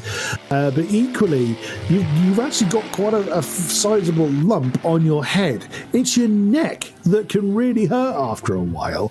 And again, as mentioned, these guys are going to be in there for several hours. So let's hope that they've actually done some, gotten used to having that thing on for a long period of time, rather irrespective of which VR set they've got. They all have the same characteristics, some better than others, of course. But yeah, I'm a big lover of VR myself. I don't have anywhere near the space for triple monitor. Pros and cons in both directions. But yeah, if you've got that triple monitor setup, it's probably a little bit easier for your eyes to glance, get that peripheral vision, unlike having to move your head to side. Like I say, pros and cons in both directions. I'm very much a VR fan, so I've done a bit of sim racing in VR, but certainly not to endurance levels. So, like you, David, I'm very much looking forward to seeing how that pans out. You know, the different equipment these guys are using, and how well it transpires between the different drivers and setups, of course. And Kieran, what about you? What side of the VR fence are you on? As long as I don't crash, you could put anything on me, whether it's looking at a screen or looking at VR. But no, I mean, I've tried it. It is absolutely amazing. It's amazing how quickly you pick up where the buttons on your wheel are, because you can't actually see them. So it's that sixth sense, really, of knowing where exactly everything is. And that's something you can't quite describe. But yeah, as long as I don't crash it, I think I'll have done a good job, no matter what I use. That's exactly it, and quite often I don't even do that, so you've already beaten me in that respect. But I mean, guys, like 2.5 minutes left to go in qualifying. Zoltan Verkonyi in pole position. We didn't see that one coming about an hour ago, where Henri Sinic was sitting quite comfortably at the top of that table there. I can't really see anything changing in the next 2 minutes. Can you guys? Doesn't seem likely. Well, I mean, Henri Sinic is still in the pits, so he's certainly not going to be improving on his time. But yeah, I mean, it was Henri Sinic that had the pole time from the practice yesterday. Obviously, it wasn't a pole time in qualifying terms, of course, but it was the 64 car that was at the top of the tree yesterday. So it is, surprising that the 33 Audi has beaten off the McLarens to the top of the tree. But as we've said, it's not just this session that constitutes the pole time. It is the average of both this and the night's session that we'll be entering into shortly, once this one, or shortly after this one has ended. So 1.5 minutes left on the clock now. If they haven't started their final lap, they're not going to be able to. As mentioned, a few people are in the pits and don't seem to be in a hurry to get out of it, which is fair enough for them. So yeah, that's the 64 car, Henri Sinic, the 74 car, Roy Rees, that's the 23 car, Christoforos Karoli. The 51, the Pedro Ramada is in the pits. Denis Sishenko in the 717 did improve to a 46.9 in the end, so they have got themselves into 9th spot ahead of the 777, currently in the hands of Liegard. Everyone else is still out there at the moment trying to do what they can. Even the GT4 is out there.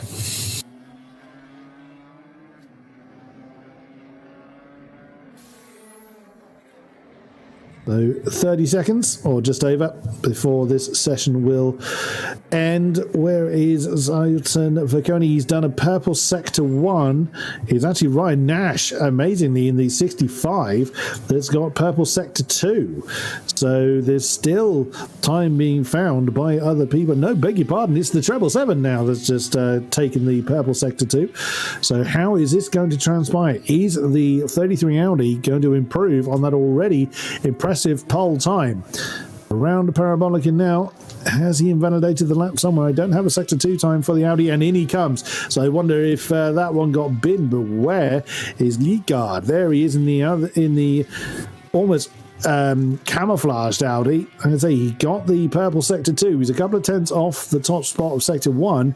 Where is that going to put him? And that is 8th position for the 777 car, and that's actually I think their best sector 3, 46.636 for them, just a tenth of a bit off the 007 Bentley. Is anyone else still going? Yes, we've got that. There is the 007 Bentley, along with the 65 McLaren, still out there doing their thing. We know that the 777 is done. They won't. The checker flag fell before they came over the line, so they won't be able to have another lap. It's right on board with the McLaren. Nope, we won't, because he's just jumped back to the pits.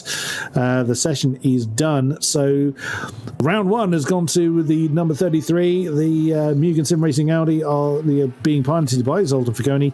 Will the 64 of Henri Sinic reclaim that one in the night time, or will it be somebody else? That's another thing we haven't really mentioned. There may well be another rising star in the ranks. We will see.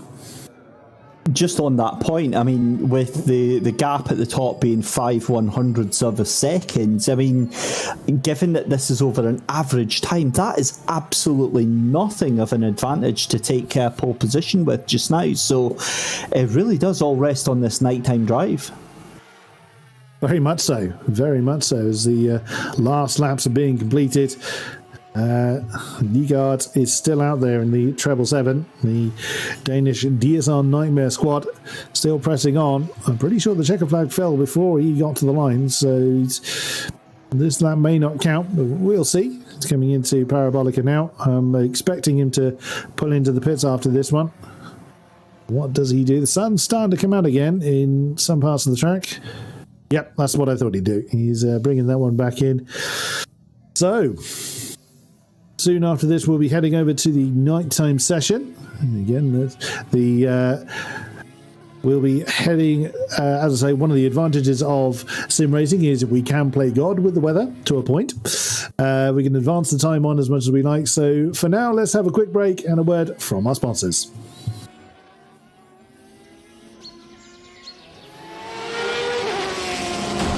The GTR 24H 12 Hours of Monza special event is brought to you in partnership with Viper Gaming by Patriot, Elite Gaming, ESTV, and Motorvision.tv.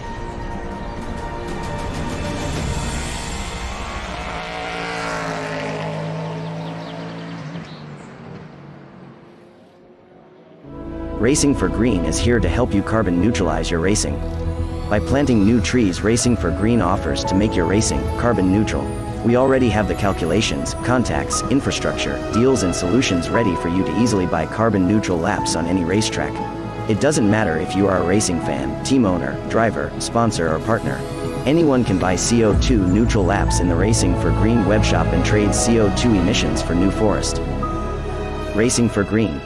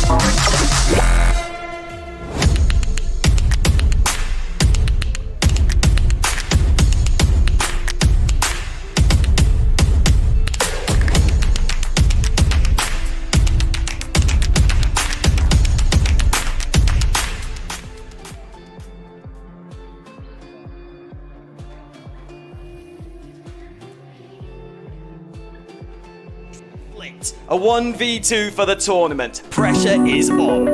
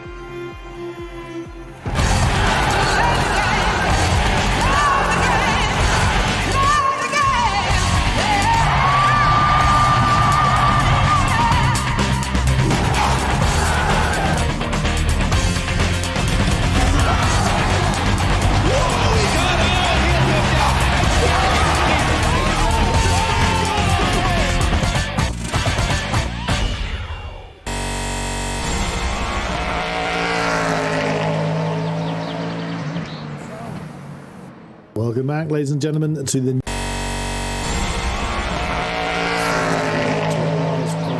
Monza special as held by GTR 24 Hours. Chris Buxton and Kerry McGinley in the commentary box. Dave Christie has a small break. Well, we've allowed him out. He's been good so far. So, on good behaviour, he's been allowed out of the box.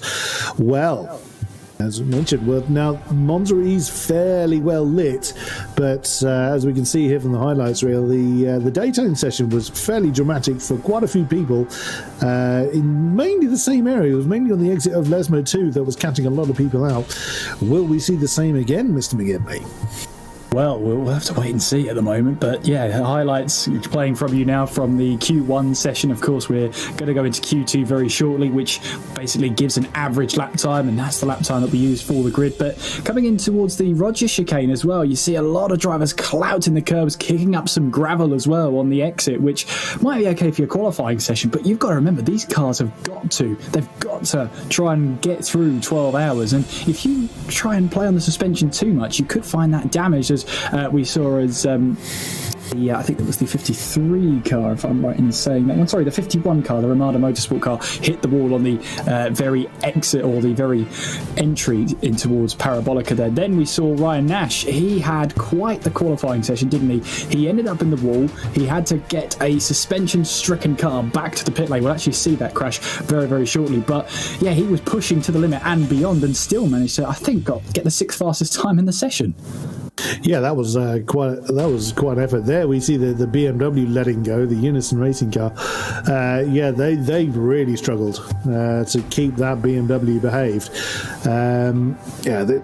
That was quite a heavy bang, and that wasn't the only time we saw people into that wall. It was, like I said, there was a lot of issues on the exit of the Lesmos. Here's one of the McLarens doing exactly that. It's going way too wide onto the dust, and yeah, nothing was going to save that. No force on earth was stopping that car hitting the wall. Here's an onboard shot of what would have been an onboard shot of the same, but my goodness, it's a few issues on the dry conditions. Now, the weather gods seem to have played a bit of a favour to. Oh no, that was the Alpine getting it wrong right in front of the McLaren there. So the weather gods seem to have been kind to our drivers. It does look like the wet weather is actually going to pass by and not affect our drivers. Not that any of us knew that, as we're running simulated weather, so very much the conditions that would have been run, and also how the wet weather would affect the track, were it gonna happen. But it looks like they've been spared. That may change. It's an hour and a half. It's 90 minutes. Anything can happen in that period of time. But as the highlights will come to an end fairly soon, there is a short practice session for our drivers to try and acclimatise to the dark conditions, and there are some parts of the track that are not lit at all. The around the start finish line is fairly well lit, but once you're on the back end of the section through after Del Roggio and into the Lesmos, it is almost pitch black, so that is really going to be testing. It is, and of course the real weather is what you of course mean there, Chris. As yes. We see Ryan Nash into the wall. We saw earlier in the highlights that big crash that caused the suspension damage, but they managed to get that car back out, and it looked to be on the pace, because then afterwards it looked to be pretty a quick car, all things considered. So we'll have to wait and see how if we just join in as Mads Hedegaard got a little bit out of shape coming out of the second Lesmo there, and of course as soon as they spin away from the camera and the lights aren't shining on us anymore, that car just disappears. It's as simple as that. And the beauty of nighttime commentary is that you've got the LED on the top there. That green LED you can see is their position number at that moment in time. So we know that at the moment the Audi is top of the standings, although no time has been set in this session so far. It is just a bit of a practice session, just so that we can get the drivers to join in, get themselves acclimatised to the conditions, and then we can get the second 90-minute qualifying session up and running. And just as I was alluding to earlier, it is the sort of real life weather. This is weather that's happening at Monza right now. So this is it's dry for now. We saw on the weather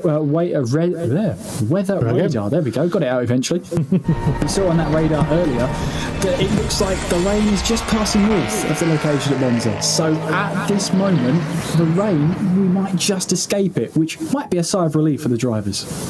I dare say there's going to be a big sigh of relief, because I would have expected them to have practiced certainly in the dry in the day. I'm hoping they've practiced in the darker hours, but generally the wet weather doesn't get as much attention as the dry conditions. So I would say a lot of people are very, very pleased that the conditions are going to remain well behaved. As I'm looking at the 51 car, that's Pedro Ramada, that is in control of the Ramada Motorsports Audi R8. Now, he's just coming to the unlit part of the track. You just see it is so dark. If he was to lose his lights, for instance, or again, if there's another incident already ahead of him that he may not be ready to deal with, there's going to be people caught out with issues like that. There will be, and it's as simple as that.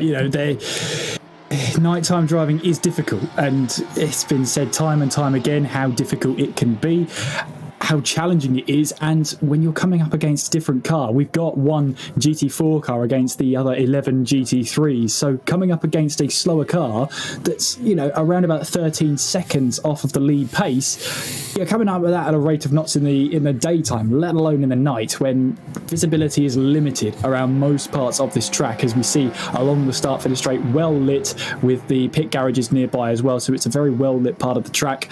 As you said, coming in towards the Roger chicane and on towards the Lesmos, it is pitch black out there. You've only got your headlights to help you.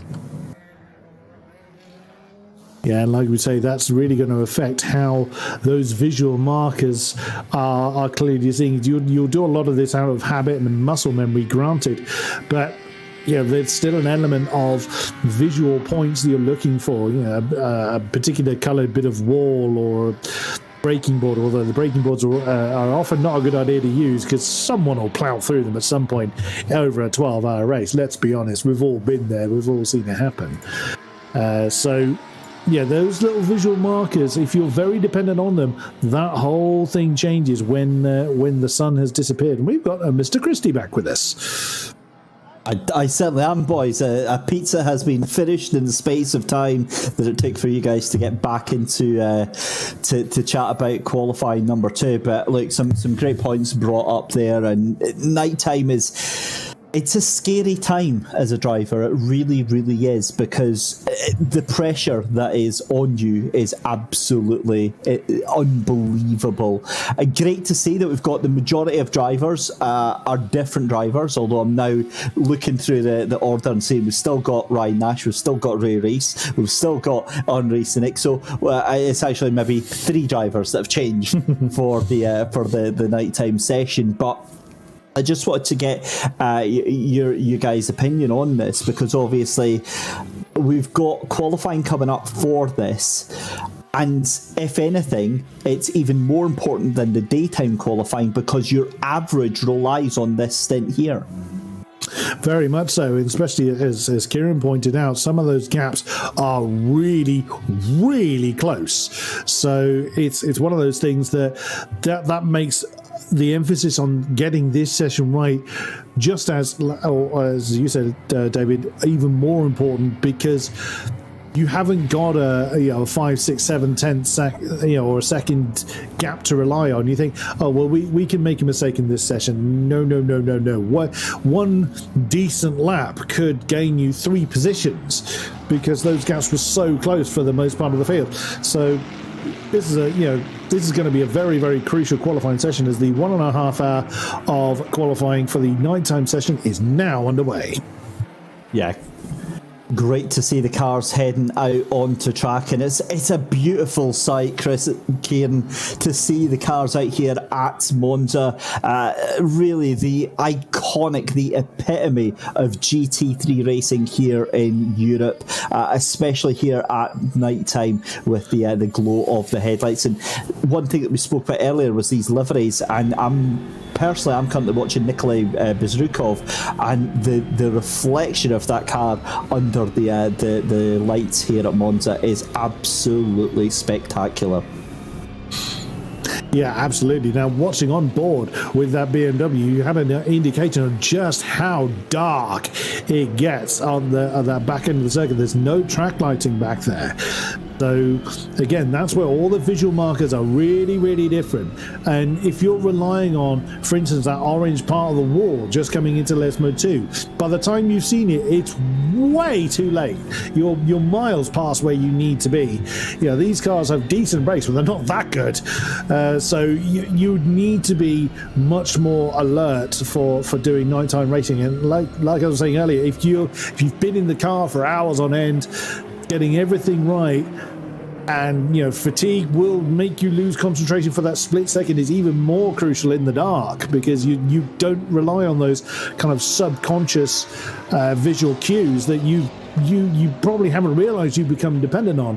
And we've seen how costly mistakes are. You know, okay, during the practice and qualifying sessions, they had the advantage of being able to get the car sorted out quickly, but with a field that's got the time spread so narrow, one mistake is going to be so costly. And over the course of an endurance race, you have to then rely upon mistakes from others, and generally we're not seeing masses of mistakes from the entire field. So yeah, these guys are really going to have to be on their game for a very, very long period of time. Again, very comfy seat. Oh, I'll try that sentence again. Very comfy seat in the commentary box. I don't envy these guys at all. Yeah, for sure. Just watching the third place car at the moment, that is, of course, the McLaren just making its way through the first corner there, through Prima Variante.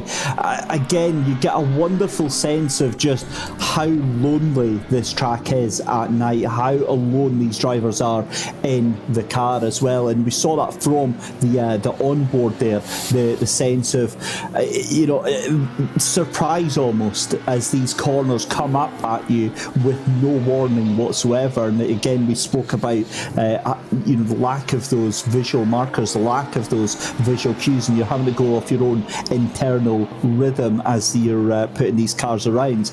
Now, the other factor that comes into that as well is that it's hard enough doing that on your own during night qualifying, but when you get the full beams of a car behind you as well, that is a whole different kettle of fish, and that puts the distraction levels up to 11 on that. So watch for some cars, if they've got a car behind them, to pull out of that or to try and get out of the way of that car behind them. You also got that GT4 car to bear in mind, because he's going to be wanting to get out there, even though he's not setting a qualifying time against anybody else. The practice that the ducklings are going to be doing is traffic management, is being able to position their car in a way that causes the least amount of disruption to GT3 cars. Now, the general etiquette for multi-class racing is up to the quicker cars to make their way around the slower ones. They don't want wild, rapid changes of direction from the slower car, just to the point that the faster car is committed to overtaking it. So again, how much practice do people put in there? Not many people are going to be putting practice into being overtaken. So again, in nighttime, that becomes even more crucial. If you've got multiple cars coming up to you, the lights just become a blur. So you need to know what to do at certain points of the track, or indeed any part of the track, ideally, when you've got the fast cars coming upon you. So hopefully the ducklings, or I know I'm not pronouncing this correctly, but the Vladukten squad, the number 4 GT4 Alpine. Hopefully they kind of get a good idea on how to behave when the GT3s are going to be upon them. And generally they just need to be predictable. But it's very easy to panic. Yeah, they certainly do. They certainly do. And we touched upon that earlier as well with the Viaductin team, the number 4, the GT4 team. What a wonderful learning experience this is from them. Fairly fresh and leafy-eared about their motorsport journey. Of course, coming from the world of karting, which is, in all intents and purposes, absolutely insane compared to GT3 racing.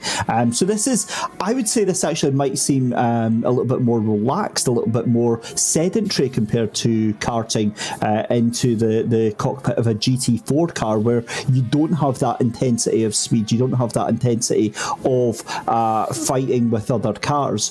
Fair enough, you'll have other GT3 cars coming around you in rapid style, but a little bit more of an enjoyable experience perhaps for these youngsters.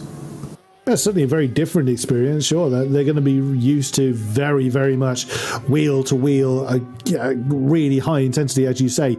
But they can't take the finger off the pulse for a single second in the karting world. So, like you say, it could well feel a very relaxed scenario for them. But 12 hours of it, that's going to be the real test. Can they maintain their composure and concentration over the course of the entire race? Is going to be the big question. And in amongst cars that will be trying to put laps on them. With the lap time difference, there was about, I'm trying to remember so it was about 157.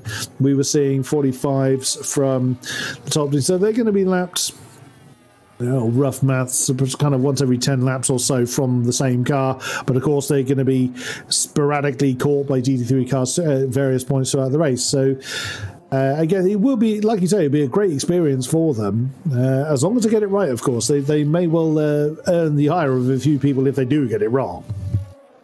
Yeah, absolutely. I think that actually, in the grand scheme of things, I think they'll be overtaking at least 2 GT3 cars over the course of the day tomorrow for the 12 hours. But gents, since you two were in the practice last night, you guys are the seasoned veterans, as it were.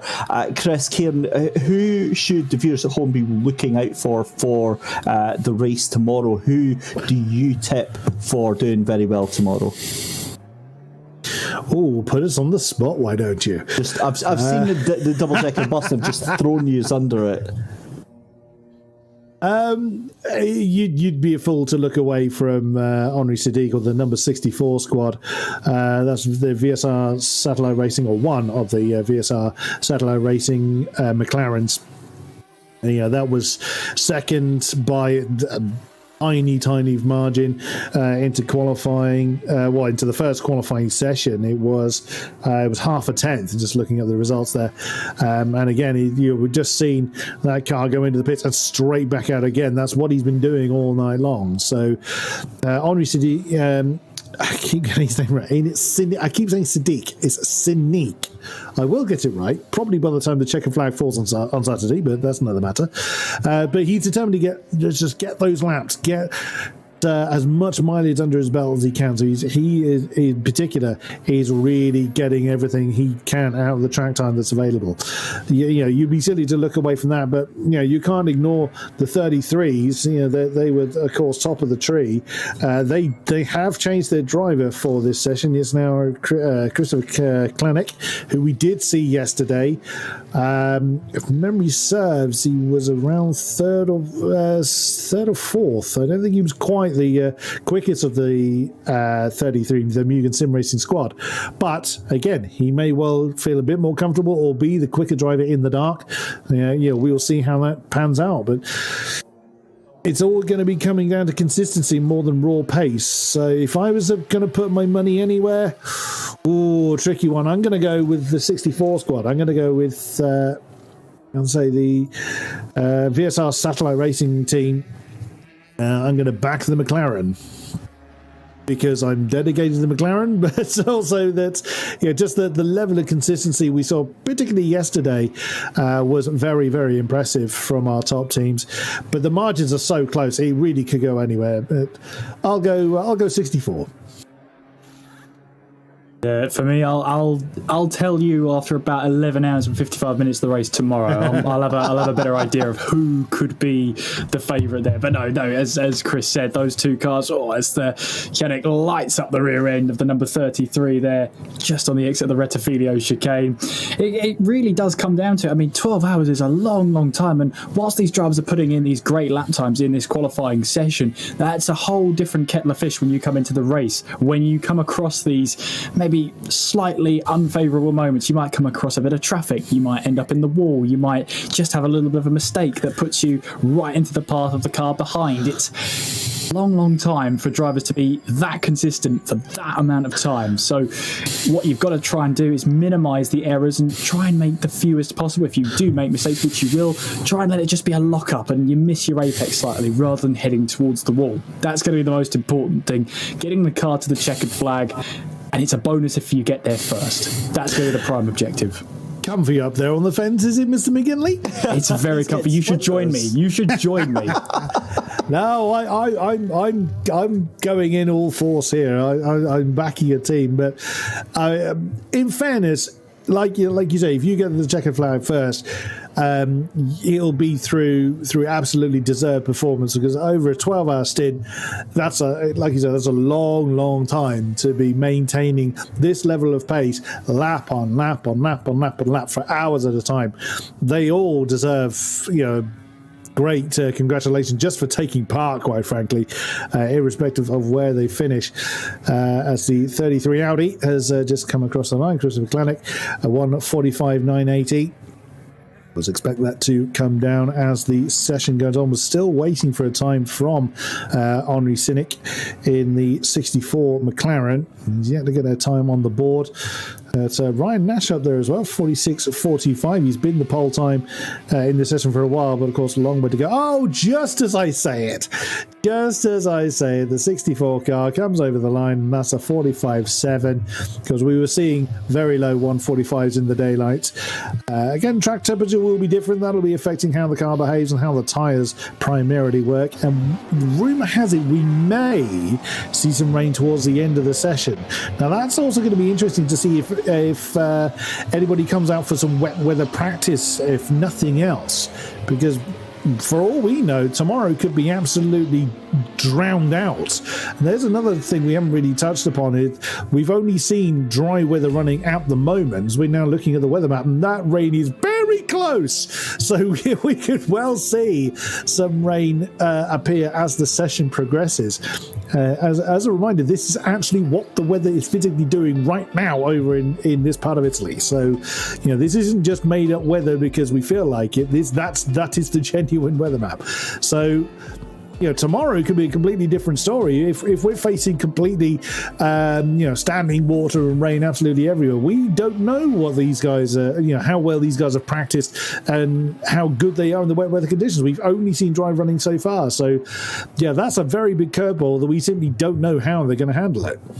Yeah, and another thing about it is because Monza's quite close to Milan and therefore near the Alps, the changeable weather conditions, we see them tonight. We were meant to have rain in the last qualifying session. It never came. We might have rain in this qualifying session, but the radar has been changing constantly over the last hour or so. And that's due to, where the position is out on track. It's very unpredictable, this weather, at certain points. So what the weather radar says and what actually happens, this is just part of motorsport. That rain might be coming, it still might be coming, qualifying might be over and the rain might just fall right then, as it normally does in motorsport. You wait all that time for the rain, only for it to fall when the checker flag is well and truly gone.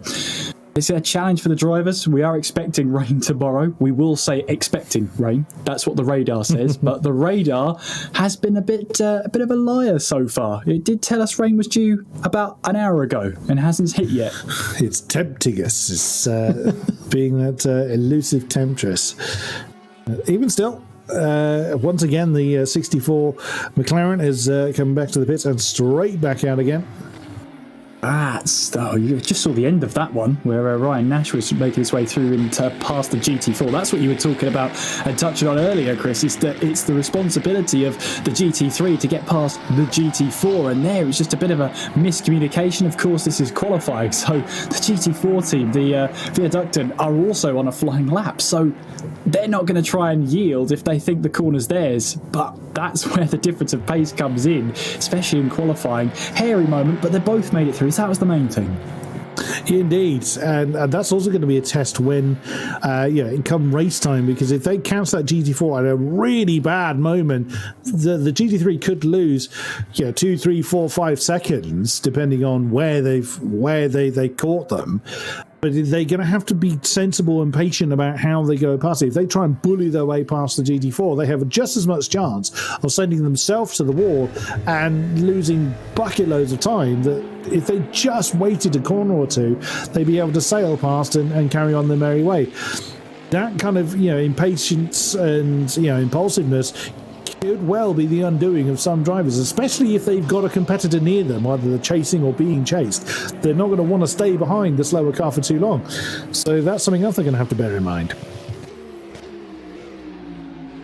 Will be indeed. And I don't know if either of you have really done much endurance racing or touched on it or done a lot of night driving, but you can really see how it's so different. I mean, yes, we're watching now the top of the times here, Henry Sadiq, who is lapping around the track, but it's an entirely different kettle of fish. In the bright sunshine, you can gauge what the clouds are doing up above you, but when it comes to nighttime, you just have no idea. You've got to rely on the radars, you've got to rely on the drivers and what they're reporting when the first spots of rain fall onto the windscreen, and maybe when the windscreen wipers have to be deployed is going to be another a sense of maybe now's the time, or maybe now's the time to pit in, maybe we could leave it another lap, because you're doing 1 minute 45s here at best in the dry, at qualifying pace in the dry. So it's a relatively long lap to stay out if the track conditions are changing so much. That's going to be something the drivers have to think about.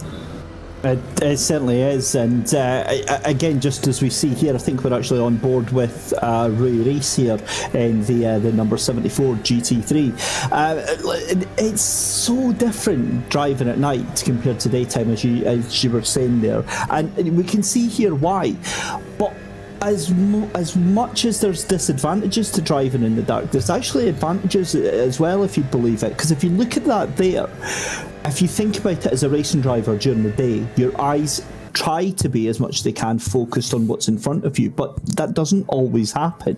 They can be distracted by the crowd, they could be distracted by the marshals as you're going past, you could be looking elsewhere, rather than, you're not a machine, you're a human being, so as much as you want to be focused on where you're supposed to be looking, whereas in the dark you don't really have that choice, because you're focused on whatever light there is available and your eyes are trying to adjust, and it doesn't really portray that angle that we saw in the cockpit where you're almost on the roll cage. It doesn't give you as much of a sense as when you're actually behind the wheel, because your eyes are naturally adjusting and trying to brighten and darken the available light that you've got there. You'll notice this yourself. If you ever go out at night, if you ever leave the house and you leave a bright house, you go out and it takes you about 5-10 seconds to adjust to that light that's outside. Now, if you imagine you're driving a £500,000 of GT3 race car and that light is constantly going up and down, your brain is absolutely fried by the end of one of these stints, and then you've got to think about all the traffic that's there as well. So mentally it is an exhausting feat to be out in one of these GT3 cars. I question whether these guys aren't actually machines. I question many different ways, and particularly, as someone's lost an argument with the wall once again on the exit of Lesmo 2. That has been the biggest catch so far. That's where the most mistakes have happened. So I would expect that to continue in the race. That's where practicing with a wounded car is actually going to pay off, because we've seen a lot of issues down there. We saw a fair few down there in practice, but we've seen a lot, far more in qualifying today than we saw yesterday in the practice. So this is a result of people just pushing a little bit too hard, trying to get too on the gas too early, and no doubt either clouting the apex on the inside too hard or just running that tiny bit too wide, getting onto the astroturf, onto the dust on the outside. The rear tyres are just laughing at him, thinking, you've got no chance, sir, and round she goes. As the 007 Bentley also comes in to serve a pit stop. That was flying around just now. Yeah, fatigue is definitely going to be something that these drivers are going to have to bear in mind. How well they deal with driving tired. It's not something I do particularly well. I haven't really done any endurance racing. I know full well where my limits lie. Yeah, I don't have that skill set. The screaming into the microphone thing, yeah, I've done that for a few years. I can do that part. But the actual drivey bit, yeah, let's not talk about that. You're not missing much, I can tell you that for an absolute fact. It's much comfier, cozier, and safer up here in the box. I think the worst experience I've had in real life is at Silverstone, facing the wrong way at night time in a C1 with about 60 other C1s coming towards me at Maggots and Beckett's. It's not a fun experience. So I'll happily sit here in my warm little room talking about sim racers instead. You're lucky it wasn't 99 of them, and it was just 60 of them. Well, I was already in like P30 by that point, so it was actually the full 99 field of them. So yes, So it could have been worse. yeah, it could have been. Yeah, thankfully they all avoided me. It was a really, really scary moment. But I, again, just to go back to what we've been talking about all the time. I mean, from my experience of that to my experience of doing sim racing, there's no difference. There's absolutely no difference in the pressure, the concentration you have to put in. Chris, you made a comment earlier on about the way that people used to see sim racing as it's just a game. It's not that way anymore. Maybe with the likes of, say, like Forza, or even then they're starting to take themselves quite seriously as well. But it's definitely not now. The preparation that these drivers put themselves through, the fact that they sim racing drivers do media training now, for goodness sake, it's a whole new world that we live in, and it just scares the bejesus out of me, to be honest. You're absolutely right, and just look at the level of exposure and support that real life drivers, major corporations getting involved in sim racing sponsorship, like you say, driver training, things like F1 esports as well, actual bona fide F1 teams supporting drivers at of course, high level, but you're seeing established names, established teams getting behind drivers. And that's something that, the lockdowns that we've experienced worldwide has put a big spotlight on, and that scene's only going to grow. The esports scene in sim racing terms has maybe been a bit behind in where other competitive esports may well lie, but that scene is growing, and it's growing very, very rapidly. And you touched on earlier, David, as well, that the level of production that is now being put behind races such as this one, GTR 24R, is really making forwarding forward and making a very big name for itself in this exact field. It gives us lunatics a bit of a stage to shout about it as well. So, of course, I'm quite happy with that, and I get to work with beautiful people such as yourselves. But it's the overall package, isn't it, that is progressing and growing. Of course, the drivers themselves are, the level of professionalism and the raw skill is quite terrifying. And in people so young, again, look at the Vladukton team are as young as 12 getting involved in this particular arena.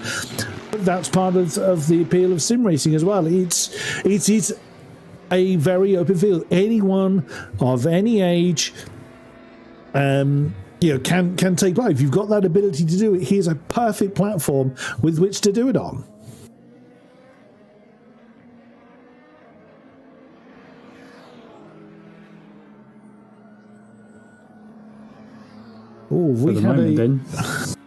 Oh, go ahead, Chris. Go on. As I say, if we had whilst we were talking about that, I think we have had a new pole time set by Onis Sanik. He's increased his pole advantage, now 1:45.615. So he's getting closer to what the dry pole time was, which, let me just double check what that was 1:45.2, set by the 33 Mugen Sim Racing Squad. He's gone purple through sector 1 and purple through sector 2 again.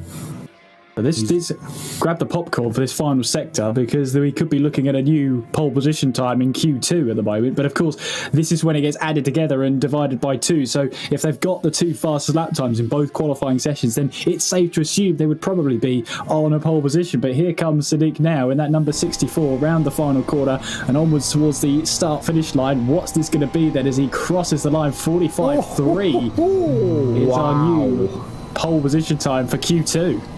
That is sensational, Chris. Sorry, you were right to say.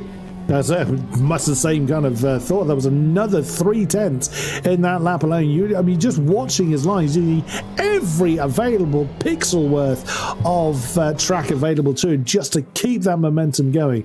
That was poetry. That was absolutely perfect from Henri Senique. Well, perfect indicates he can't go any quicker. I dare say that if anybody can, it's certainly going to be him. But we haven't seen Christopher Clanic respond yet. What's the 33 got on the board? Now, he's just actually beaten his previous time, now down to 1:45.802, but that's nearly half a second behind the McLaren. So what answer does the Audi have? Yeah, you've got to think that's a bit of a stomach punch as well for the number 33 team, because 2/10 is achievable, but pulling that 4/10 out the bag, that is quite the shot across the bow from the number 64 team of VRS Satellite Racing. They mean business, and yeah, game on, I think. Well, that team has just gone green through the first sector, so they've just set the personal best through sector 1. They'll come towards the timing line through sector 2 any moment now as they head through underneath the old banking. They'll set a lap time through there. What's it going to be? Or at least a sector time through there. They'll obviously complete a lap in 35 seconds. 35.5 through the second sector, and trying to find the apex all the way now through in towards the final part of Ascari, back onto the power. Oops. And trying to make it a straight line as possible as Senique there gets onto the grass. As I think Kianek here, well, he might still improve on this time, but I don't think it's going to be enough to move him up a position. We'll find out. There was Senique. Yeah, there was doing a bit of lawn mowing there. I think it was just kind of. I think he decided to put it in the bit. Yeah, that's Clanic coming back into the pits as well. So that lap wasn't going to improve, or certainly isn't going to now. Right ahead of him, that's Liekard in the treble 7 Audi. As well, finding his pit box, so a bit of pit practice for them. Ryan Nash is still in the third position spot in the 65 McLaren, still going there. They did his personal best last time around, 1:46.257. Now, they qualified some way down the field last year. They were in 5th with a 46.355. So Ryan Nash has already gone quicker in the nighttime hours than they managed in the daytime. So Ryan Nash is really pressing on this time. He is, and I think he'll want to put Q1 behind it because there were a lot of mistakes he needed to iron out, a lot of time, but you can clearly see he is a quick driver. We were watching Ruby Hayes there make his way now through in towards the Roger chicane, but he is a quick driver, and we've seen that time and time again in these qualifying sessions. But when it comes to the race, it needs to calm down a little bit because the team can't afford these crashes. They can't afford these mistakes if they want to finish at least onto the podium. They've got the pace to be on the podium. They just need to make sure that all their drivers are just trying to iron out their driving techniques. Maybe when it comes to the race, they won't be on full attack for all of the time. So you might see difference in driving styles. They'll be conserving fuel. They'll be conserving tyres as well. So that'll be added into the mix when it comes to the race tomorrow. But yeah, promising signs, but just make sure they iron out the driving styles before the race gets underway tomorrow. We're also seeing very close times behind the top 3. So at the moment, first to second is that half a second, as we mentioned, between Senique and Clanic. Nearly the same again back to Nash, and then it's a 10th, 800, 600, 15,000s or 16,000s that's down to 7. So the top 7 separated by 1.1 seconds, and Rui Heiss has gone a little bit quicker again. Now just 38,000s behind Ryan Nash. So each lap is getting progressively quicker for that 74 McLaren. They did a personal best sector 2, lost a bit of time in that final sector, but he's still finding time out there. So yeah, they're really hustling Ryan Nash, and we know that Ryan in the 65 car is pressing on. So again, they're not wasting time. Just that's half an hour gone now, so a third of the session has already gone by. Again, I wonder if people are keeping an eye on the weather radar or just not. They're not leaving anything to chance. Again, we talked about the rain that's being tempted to us. It's still a bit hit and miss as to whether we're going to get it. But then what we're not seeing is people just taking chances. Although Henri Senique has yet to return to track. He's been in the pits a while now. I'd be surprised if he kind of rested on that. Although, in fairness, it's an absolutely storming time. Henri Senique currently at the top of the tree, 1:45.322. Then Christopher Clanic in the 33 car, 1:45.802. It's just still only 2 drivers in the 45s. Ryan Nash in the 65 car in third spot with 146.257. Rui Heiss setting that 46.295. In moments, Carlos Basto is back out. Well, he was back out there. He's back in the pits now. 146.444 in 5th position. So, as mentioned, still some very, very close times and still just under an hour for that to improve. As you said, the rain is... Radar is telling us that there's going to be light rain soon. We don't know how soon, but it is soon. So keep that in the back of your minds. We've still got just under an hour of this qualifying session to go. And as we've already seen in this session, that radar has meant that the rain is pushing north of the circuit. And originally that was on course. You see the really purple bits and blue bits is where the heavy rain is. That was meant to pass over the circuit since we started tonight at around about 8 o'clock Central European time. That has pushed north, so it's missed the circuit completely.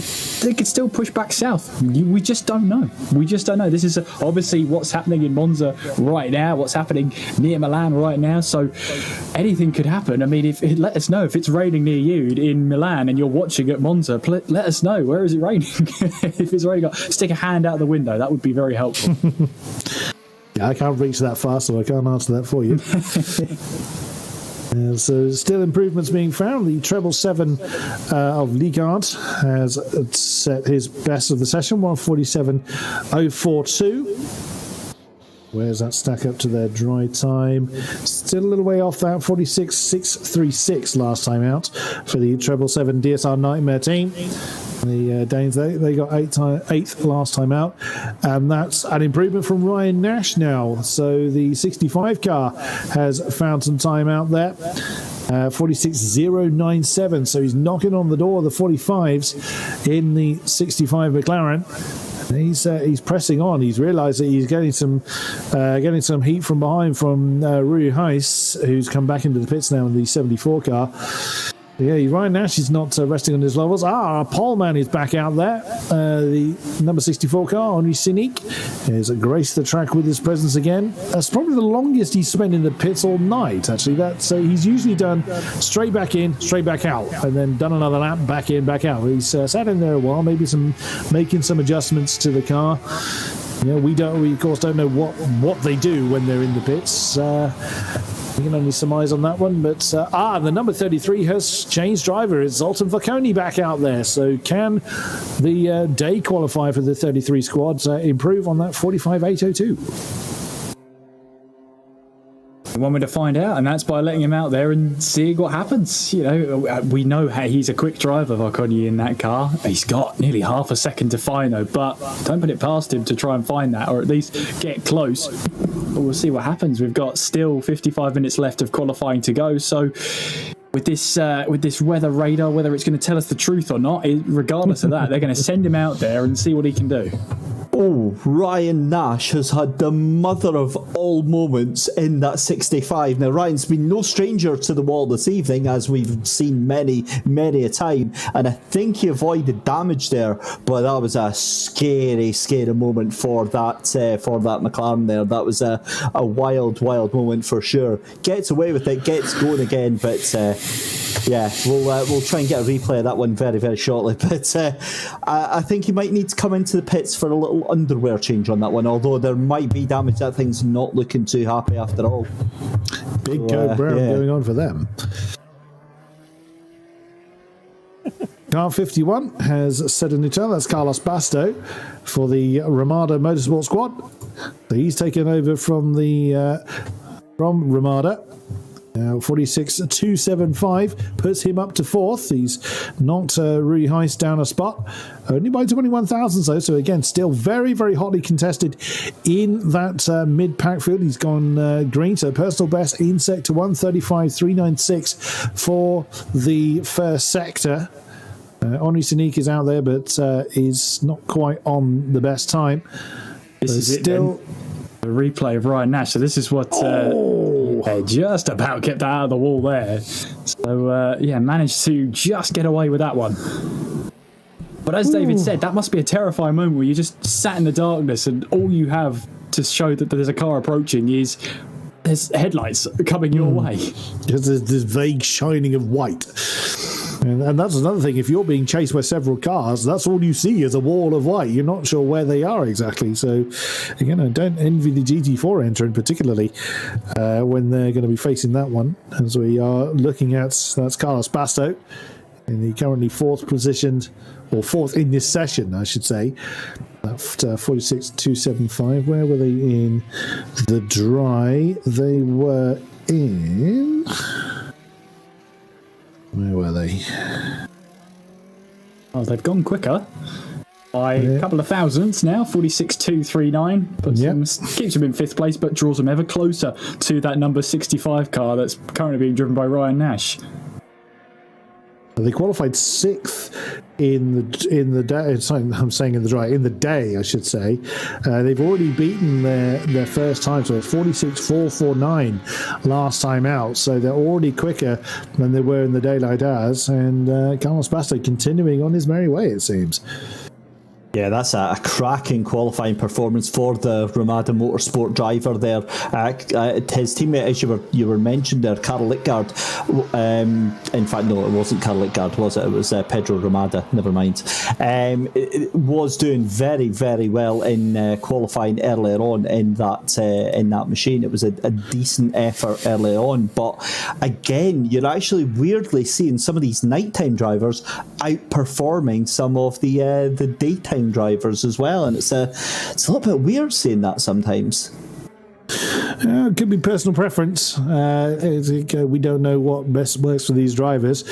It looks like the Pro Sim Bentley's on the move. He's set a green sector 135.322. Andras Roosevelt in the 23 car.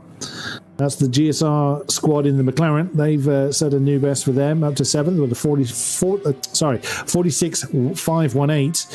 Not a personal best in Sector 2 for the big old Bentley. It's bouncing over the curve, still pressing on though, so we'll see if he's able to improve. Currently 6th with a 46.505, 2/10 off the back of the 74 car, currently piloted by, Rui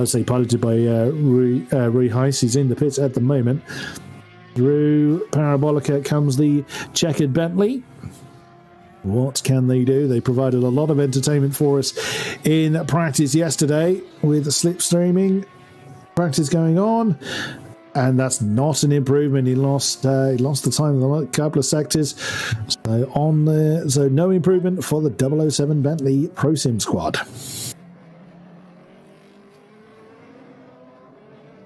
And then Varkonyi on an outlap right now in that number 33 car, the Mugen Sim Racing, still yet to find that really half a second to bring them closer to this fastest time in this session. Of course, these times get added together. If we haven't mentioned it enough, the times get added together. So this doesn't decide the grid outright. This decides the second time to be added to the first time, halve it, and then that's where we get the average lap time. That's what decides the grid. So you've got to be against the clock, sort of. You are battling other drivers out there for position, but not outright. It's not a guarantee that if you finish ahead of another driver that you'll be ahead of them on the average lap time.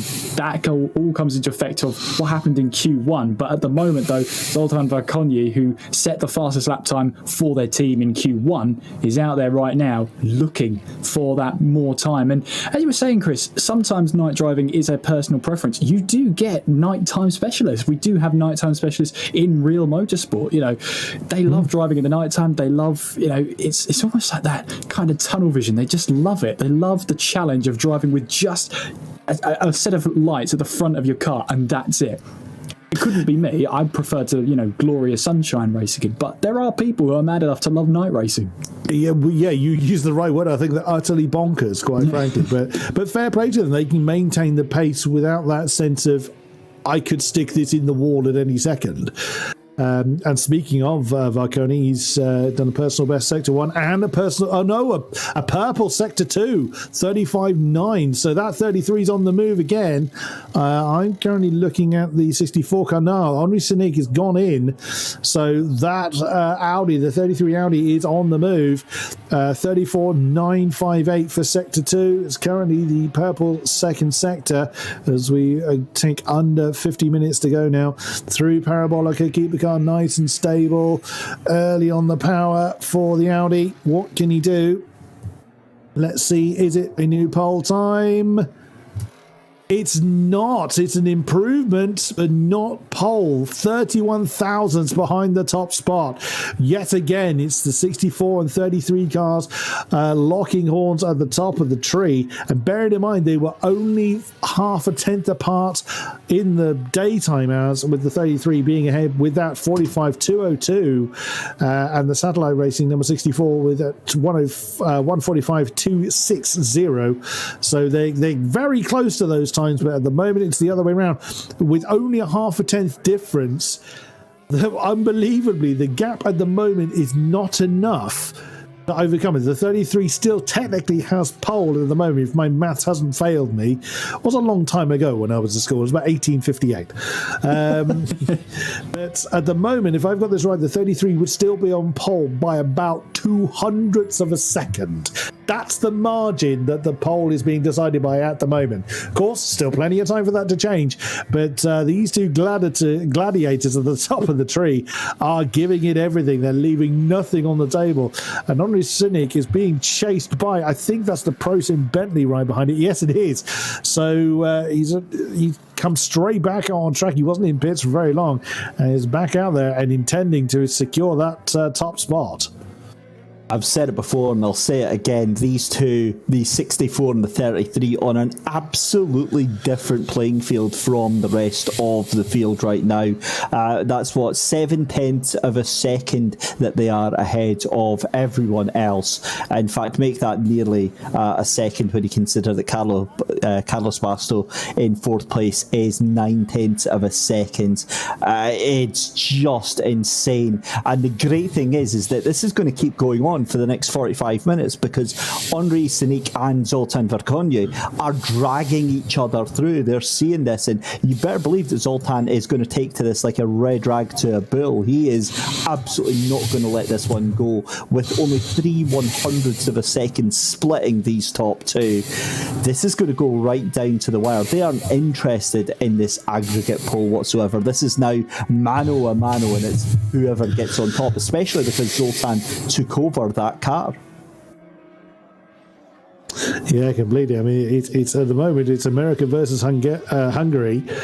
The American squad is the 64 VRS Satellite Racing McLaren versus the 33 Hungarian Audi. I don't think Hungary and the US cross swords very often, maybe in the Olympics. But at the moment, it's the Americans that have the top spot at the moment. And Henri Sinic, once again, he's just not letting up. His push towards the pole spot is absolutely relentless. He's coming down towards the Ascari now. First sector is grey, so he's not improving there on this lap. That's not stopping him. He's absolutely flying. We were talking earlier about how the cars are sliding around. Well, just as I was about to mention that point, we do have another improvement further down the field. Andreas Roosevelt again has improved on their time. That's the 23 car. The Greek squad, the GSR McLaren, is now up to 6th position with a 46.381. So he's 85 thousandths behind Rui Heiss and only a tenth and a bit ahead of the Prosim Bentley. As Henri Sinic finally has brought that McLaren back in again.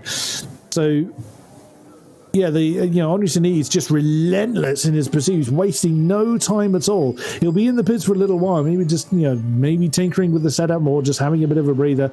And there we go, straight back on track again. He was spinning the rear wheels and getting the car sideways out of his pit box. He's absolutely determined to get that pole spot back again. This very much personal pride between these two. All I say today is, yes, please, more of that. You can hardly blame them, can you? Absolutely not. But what the challenge is for these drivers now is that, as you said, it's an aggregate. It's the average lap time between the two qualifying sessions. But you try telling that to the drivers, and they'll just think, right, I'm behind you in the standings. I want to be in front of you.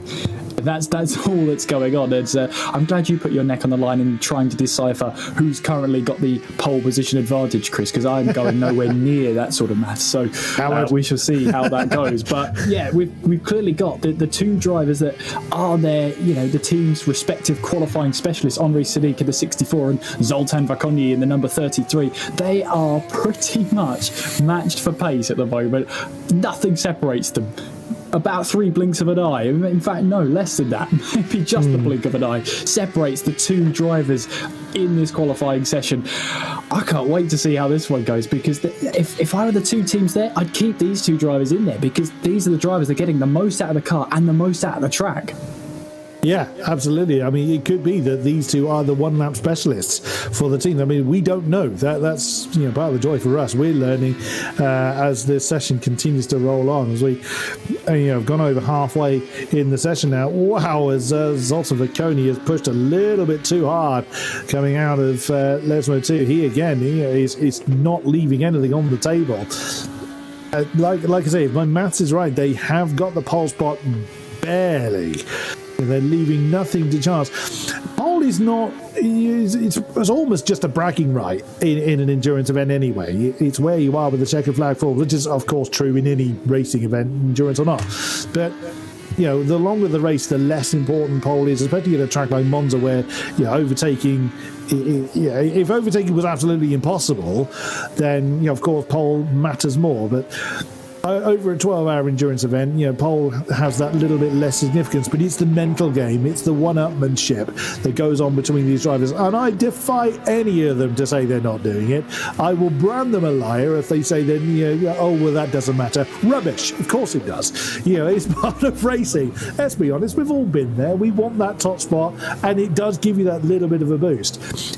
And also, conversely, if you've been pushing so hard and you're still that tiny bit behind someone, it does add to the snowballing. It can affect your balance a little bit. But it's a team game, this one. So hopefully they'll be able to put it together. And watching the 33 car, he's just come in and straight back out on the game again.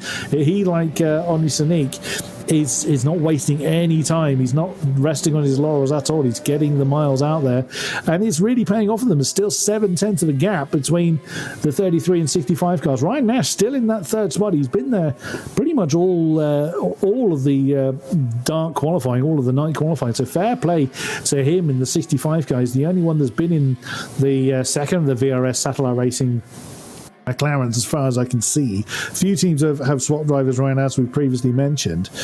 But still time out the define. Probably some people maybe having a bit of a breather before they go out there and really start to push, as we are rapidly approaching just 40 minutes to go. And on that note, with just 40 minutes to go, it's time to take a very short commercial break. We'll be back after a couple of messages from our sponsors.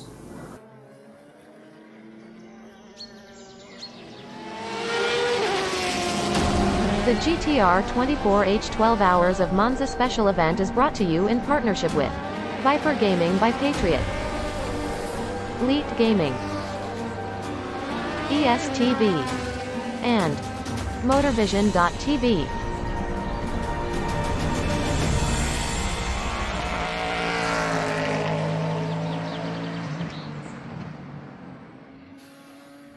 Racing for Green is here to help you carbon neutralize your racing.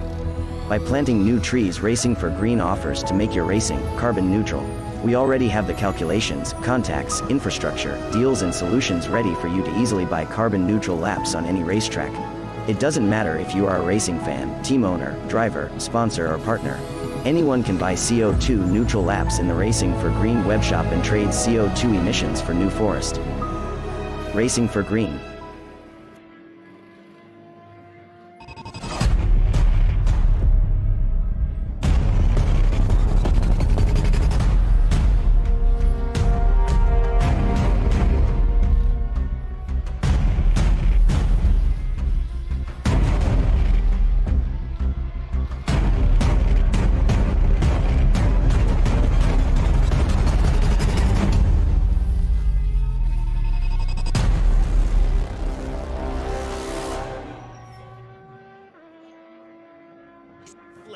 A 1v2 for the tournament. Pressure is on.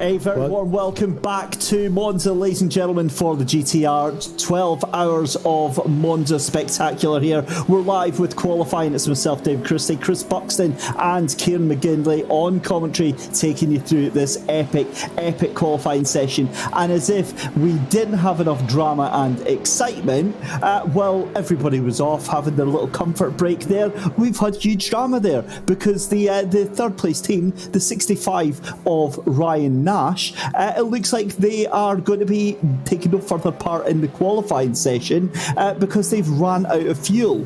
So they are currently trying to make their way back to pit lane just now, but the big controversy is because obviously in that VRS satellite racing team being bumped along from their sister team. But the whole point of that, Kieran, is that that's not allowed. That is specifically forbidden in the rules. Yeah, so they're going to find themselves in hot water, both cars will, at this rate. But, well, for now, they're just focusing on getting that car back to the pit lane. They don't care about the rules right now, but them's the rules. And they'll have to face the wrath of the stewards after that. But, yeah, we'll see how that goes down with the stewards. They won't be happy with that at all. But they're back now, and that's the bit they wanted. They wanted that car back. The punishment, well, that's yet to be seen. Yeah, and there's some unseen damage to that leading car as well. So they get back into pit lane, restart the car, get back out there. But look, I've got to be honest. Is that a risk worth taking, guys? Because that other car was in third place of Nash, and potentially, and again, we don't know what the penalties could be, so we're just merely speculating at this point. But I mean, would you do anything that would maybe, jeopardise your pole position there? No, quite frankly, it's amusing for us to see, but unfortunately, what that has actually meant, again, if my maths is correct, is that's essentially guaranteed that the 33 team will be ahead of the 64. Now they may just, they may have opted for the, we may not get better than this, or maybe considering that Ryan Nash or the 65 car can't go better than where it is.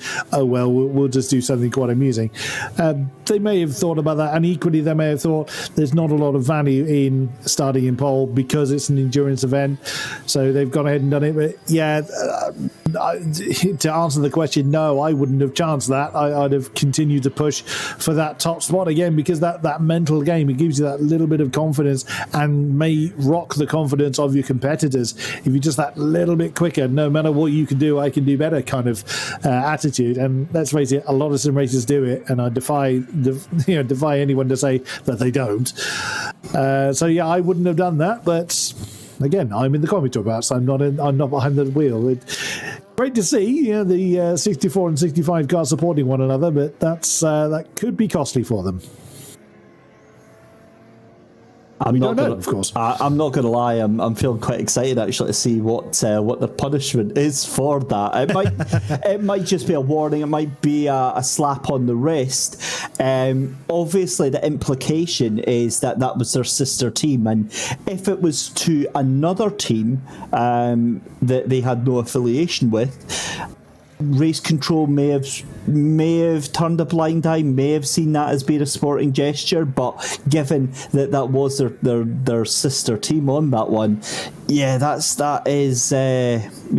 I'm really not sure why we know why they did that, to try and help that car out, but yeah, that is some big changes happening there for sure. Half an hour left to go in qualifying then. Henri Sennek taking provisional pole position there at the moment. That may very well change with that 1:45.322. Zoltan Verkonye in second place in 33, just alongside him, and that's is that the Mugen Sim Racing machine, just at 3/100ths of a second. But Kieran, I mean, coming back to yourself, with half an hour left to go of a 12-hour race that starts tomorrow,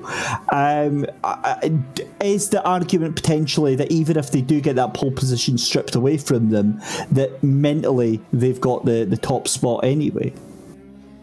Mentally, yes, but they don't have it physically. So qualifying, you work that hard to get the pole position and you'll be at the mercy of the stewards of throwing it away. You're putting all that hard work in and having to start from the back, and that will play on your mind very slightly.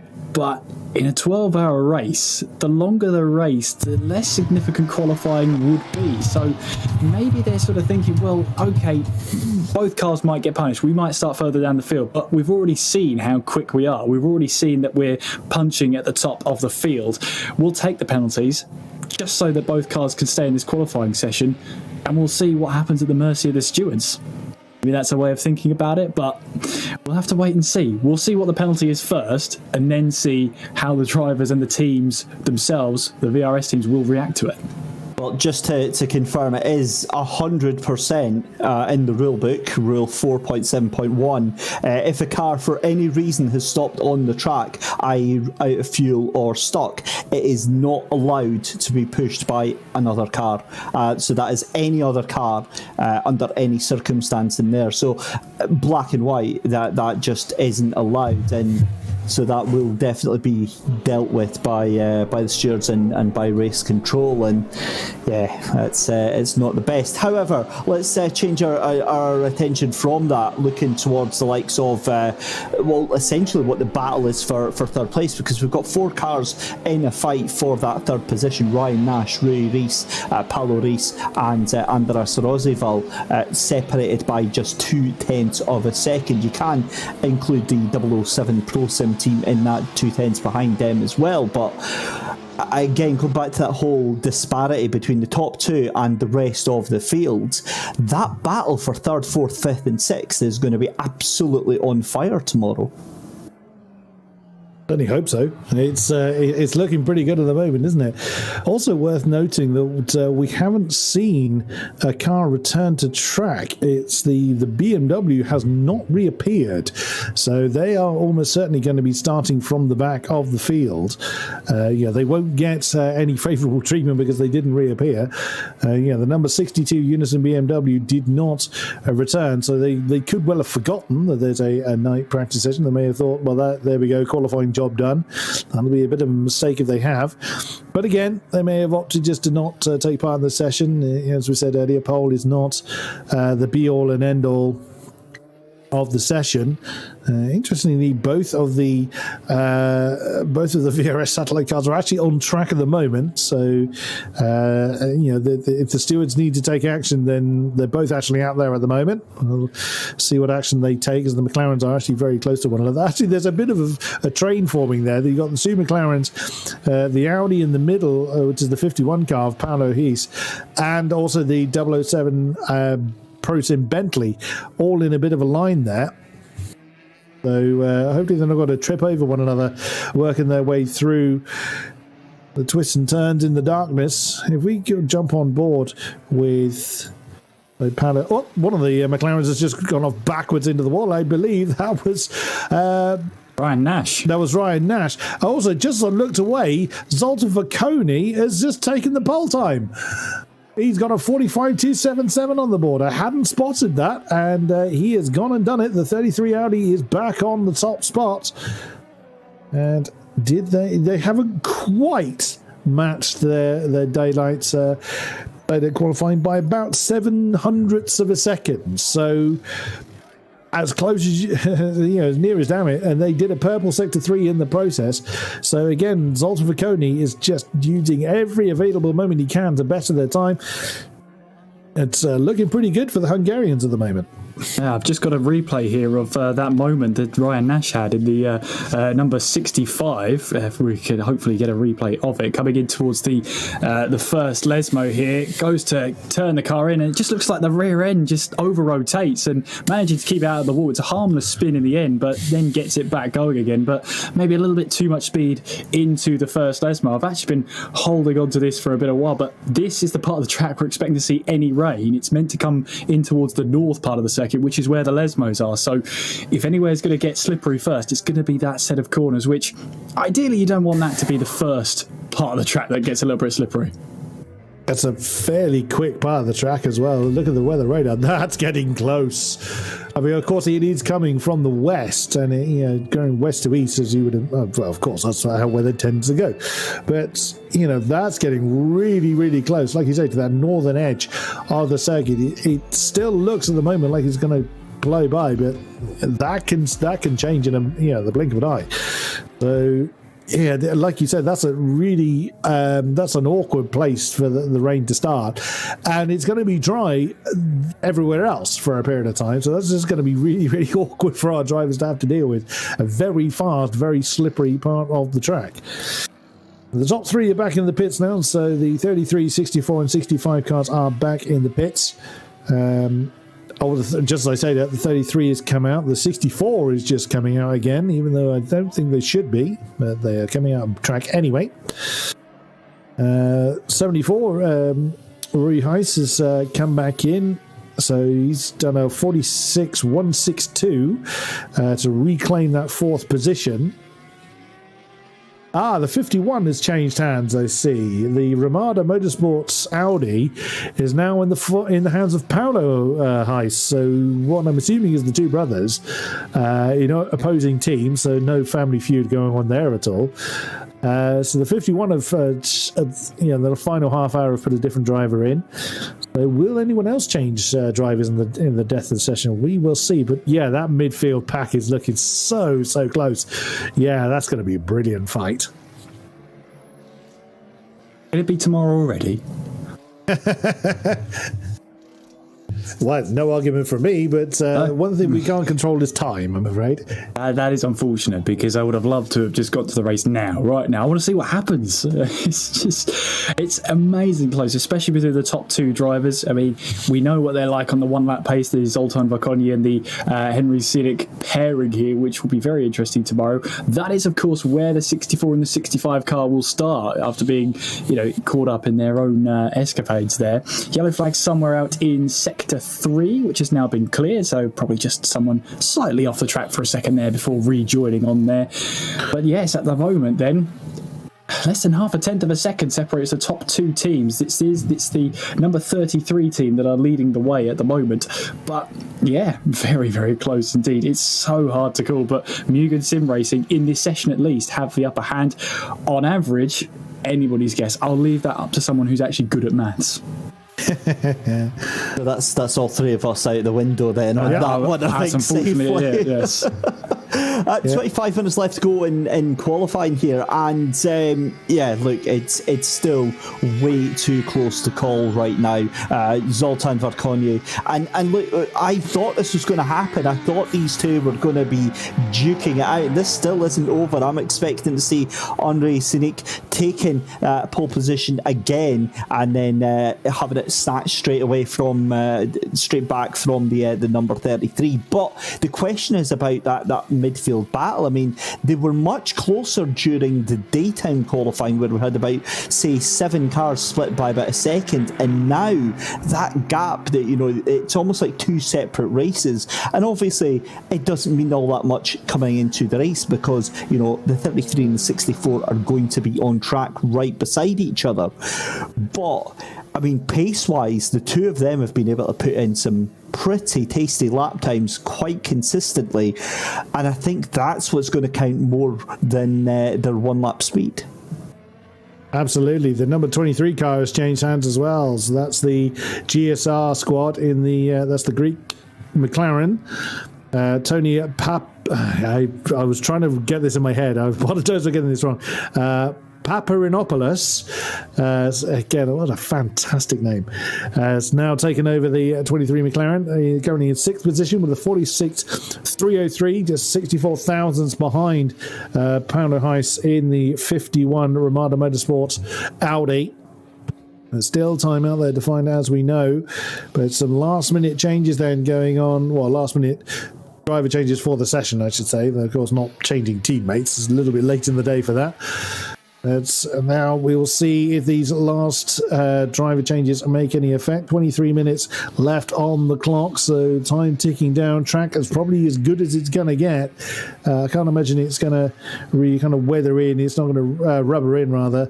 So looking at the weather radar, it does look like the heavy rain is going to bypass the circuit. Boo, we would have loved to have seen a bit of wet weather running towards the end of the session, but now Mother Nature won't be swayed this time. Let's say we're running a real weather conditions in this session. So what it is currently over Monza is currently what we are running. As the number 23 McLaren now starts its next hot lap. Let's see what they can do. Let's see if they can find those few tenths they need to climb further up the field. What a few laps, of course, being done. I think, is everybody on track at the moment? I think so. Looks like everyone has got their car out there. Oh no, a few cars, beg your pardon, are still in the pits. A few people are not continuing at the moment. Maybe we could see some more driver changes for the last few moments. Again, everybody may have put their best driver out initially, or maybe kept them in reserve. It's good practice for the night running. So anybody that's come out at the moment will definitely benefit from that stint they've done. We'll see how they do in the remaining 20 minutes.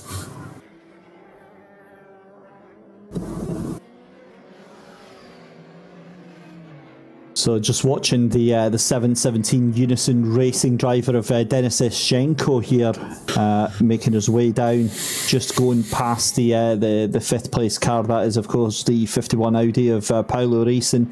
Interestingly, one of the things that we've not really talked about too much tonight is the difference in performance with the cars, the different handling characteristics, the different driving characteristics.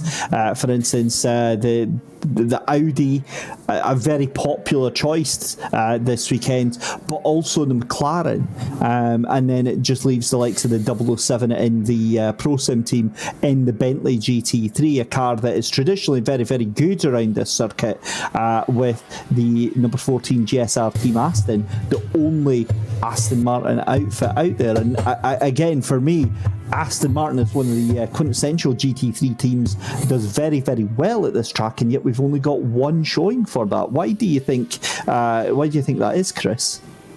I mean, difficult to say. The Bentley is a big beast. It's not the easiest thing to wrestle around, but like you say, it is generally a very popular choice. The McLaren has got the swaying vote, I think, or certainly the McLaren and the Audi have got the lion's share of entries. There's 4 McLarens been entered into this event, 3 Audis. So it looks like people are going for the more stable kind of cars. The Audi, as you say, is a very kind of, I won't say easier, that may be the wrong phrase to use, but it's certainly much more the stable kind of car. When you're watching it through the corners, it seems much more settled. We don't see the wild tail wagging that we've seen in some of the McLarens, but the McLaren does seem to have that balance between and a raw pace and that snap oversteer that some drivers seem to prefer.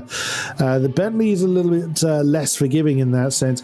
And like I said, the Aston, only one team has run the Aston, that number 14 GSR team Aston from Greece. The only squad to run that one. And equally the M6, sadly, we haven't seen the 62 Unison Racing BMW, the Russian squad, come back out for the night session. So as to why... partly personal preference, but again, it could be this kind of balance between what the people in the team prefer. It could be that there's greater performance overall in the team members for any one particular car over another. Of course, the VRS Satellite Racing Squad have both gone for McLaren, so it could be that more of their members just prefer the characteristics of the McLaren over the likes of the Audi or the BMW or the Aston. Outside of that, I'm afraid I don't know. Well, we'll just have to wait and see. It'd be interesting to see. I've got a little bit of an onboard view going on with our current leader just now. We've got some stand-ins there that you can see just now, just coming up, and I mean, it really, really has been a very, very interesting qualifying session. Of course, with those aggregate times coming up here. What really gets me is the fact that you've got so much to think about over the 2 sessions as well.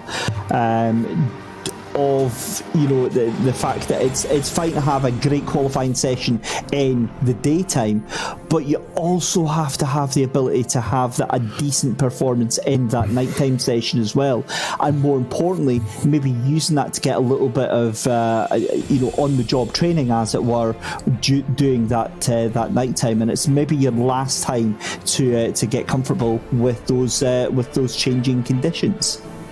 And equally, there's got to be a compromise between all of the team members concerned. It's all well and good setting a car up for one particular person, but that setup may not work at all for the rest of your drivers. And now, some teams may opt to do it. They may opt to set the car up maybe to better a particular driver in their squad and say to the rest, deal with it, adjust, you need to just do it. But generally, I would imagine the teams will go with let's find a setup that works for all of us, or works well enough for all of us. So there's 2 different ways of approaching these types of endurance events, and I'm sure we'll see a mixture of the 2. We won't know, of course, which way any team has gone, but that's other things that the drivers have to deal with. So they may well be adjusting to a car they may not necessarily use on a regular basis, and a setup that doesn't quite suit, may do suit well enough, but doesn't quite suit their driving style, which, when we talk about the fatigue and the different driving conditions that we've mentioned all stream long, those sort of things really kind of add up to why these drivers have to put so much time and practice into these types of events. And again, I salute them, because it's such a difficult combination of factors to have to deal with. Yeah, it is for sure. Just you saw there on the bottom left there a reminder of our socials. Head over to Instagram.com/GTR24H to keep up with all the latest news and gossip there. But Kieran, I was waiting to say 20 minutes to go. It's not 20 minutes to go. It's only 16 minutes left to go there. Time flies. You said something in the last qualifying session about time just flying by, and guys, we've been here for almost 4 hours. Where has that time gone? I mean, it's crazy, isn't it? But it just shows you that qualifying, as gripping as it is, it just flies by.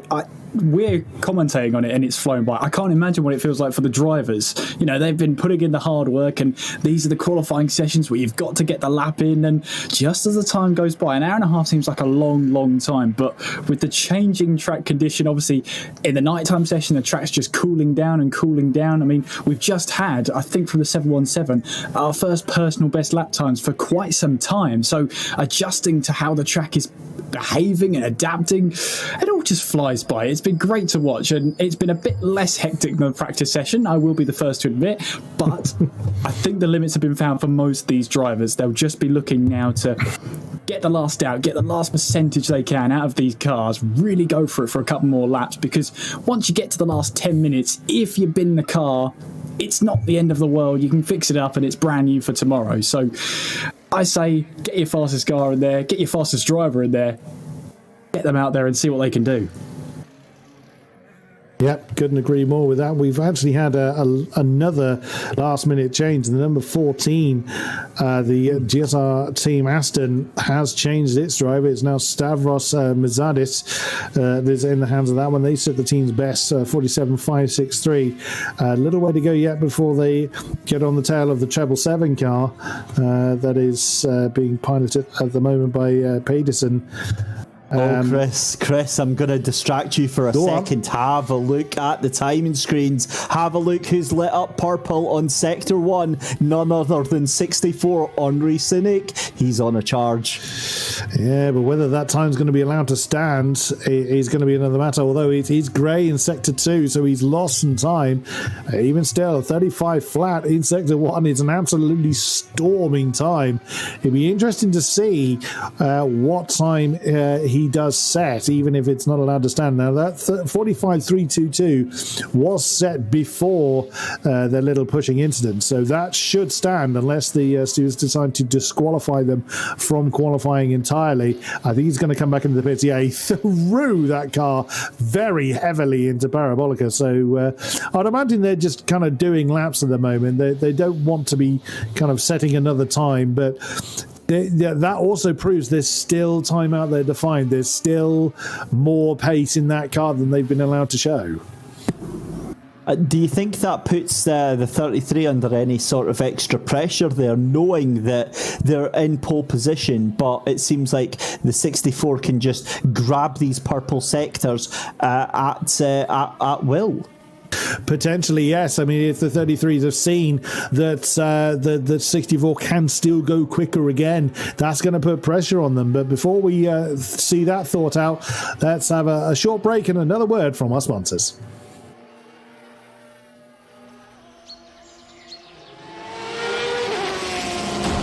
The GTR 24H 12 Hours of Monza special event is brought to you in partnership with Viper Gaming by Patriot, Elite Gaming, ESTV, and Motorvision.tv.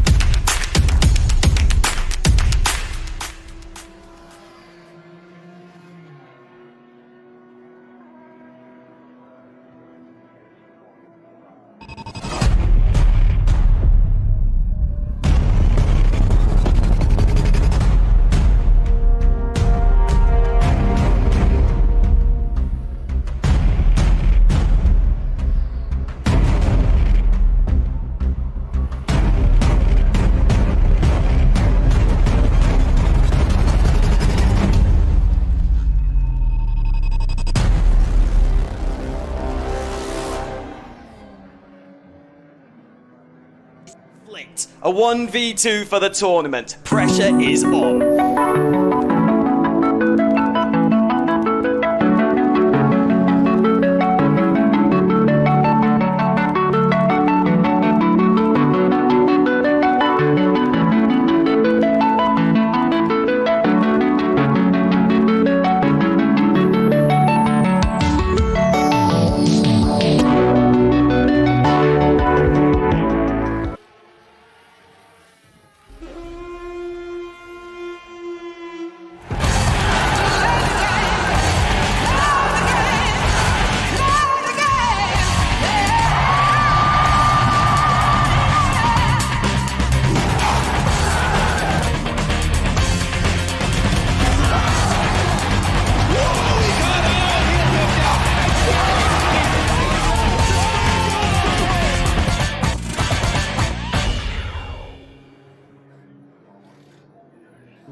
Racing for Green is here to help you carbon neutralize your racing.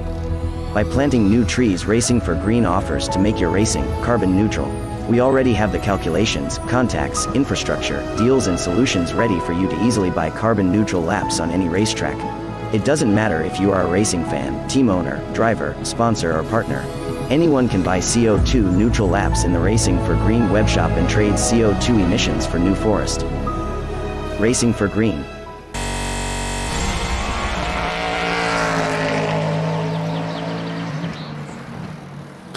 Welcome back then to the final 10 minutes of this fascinating qualifying session for the Monza 12 hour as hosted by GTR 24 hour.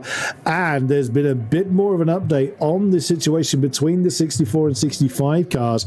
By the letter of the rules, it's actually, and what we've later learned, is actually the 65 car, Ryan Nash, that has been deemed at fault, basically instructing the 64 to give them a shove towards the pits. So there may well be a penalty going to Ryan Nash, not Henri Sadiq as we initially thought. So that's why we're seeing the 64 car still getting out there and trying to better the laps. And like you saw earlier, he did manage to purple sector 1. So if he's able to overturn that 400ths of a second deficit and by another half a tenth, because bear in mind that's what the gap was on the day qualifying, so he needs to be a tenth or more quicker at the moment than Zoltan Falcone, only a tenth over a blinding lap. Let's be honest, that 45.2 is a stonking lap, but my goodness me, that is it never stops. It's on traction on and off.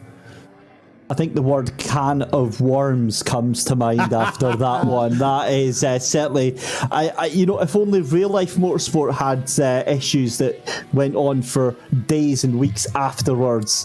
Perish the thought. The other point of that, though, is that potentially, again, we don't know what the penalty is going to be. Ray Reese, Carlos Basto, and Andras Rosivol potentially all moving up one place and getting themselves up a little bit further ahead of the race tomorrow. So again, this is because let's say that Ryan Nash in the 65 gets a time penalty, and again we're just speculating right now. He is obviously a faster car than the majority of cars that he's going to be behind. He's then going to have to try and get his way through those cars, and the potential for contact is going to be absolutely massive tomorrow. So yeah, things just getting spicy, I think. Very, very much so. Also, just looking at the times, we're still seeing improvement from other cars. The 717 Unison Racing car of Denis Shchenko is now up to 8th position. Now, he struggled very much in the daytime qualifying. 46.927 was his best, and he was only about a tenth or so off the next car. He's now ahead of those and now up into 8th position. So he's been really improving as the session has gone on. Last check of the weather radar. Yeah, we're going to be fine for the remainder of the session, I would think, unless Mother Nature decides to play a bit of a joke on us. But I don't think we're going to be seeing any falling perspiration this time around. But with that news that we've heard, with Henri Sadiq still potentially in with a chance, we'll see what he's able to do. And again, we saw him light up the timing on Sector 1 earlier. He's got it in the car to do, but only 6 minutes to get it out there.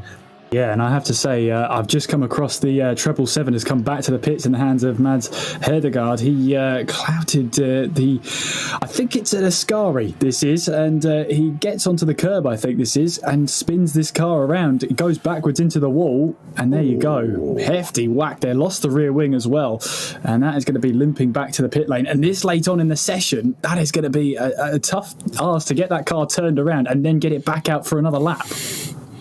Well, he did well in turning it, but not in the way that he wanted to.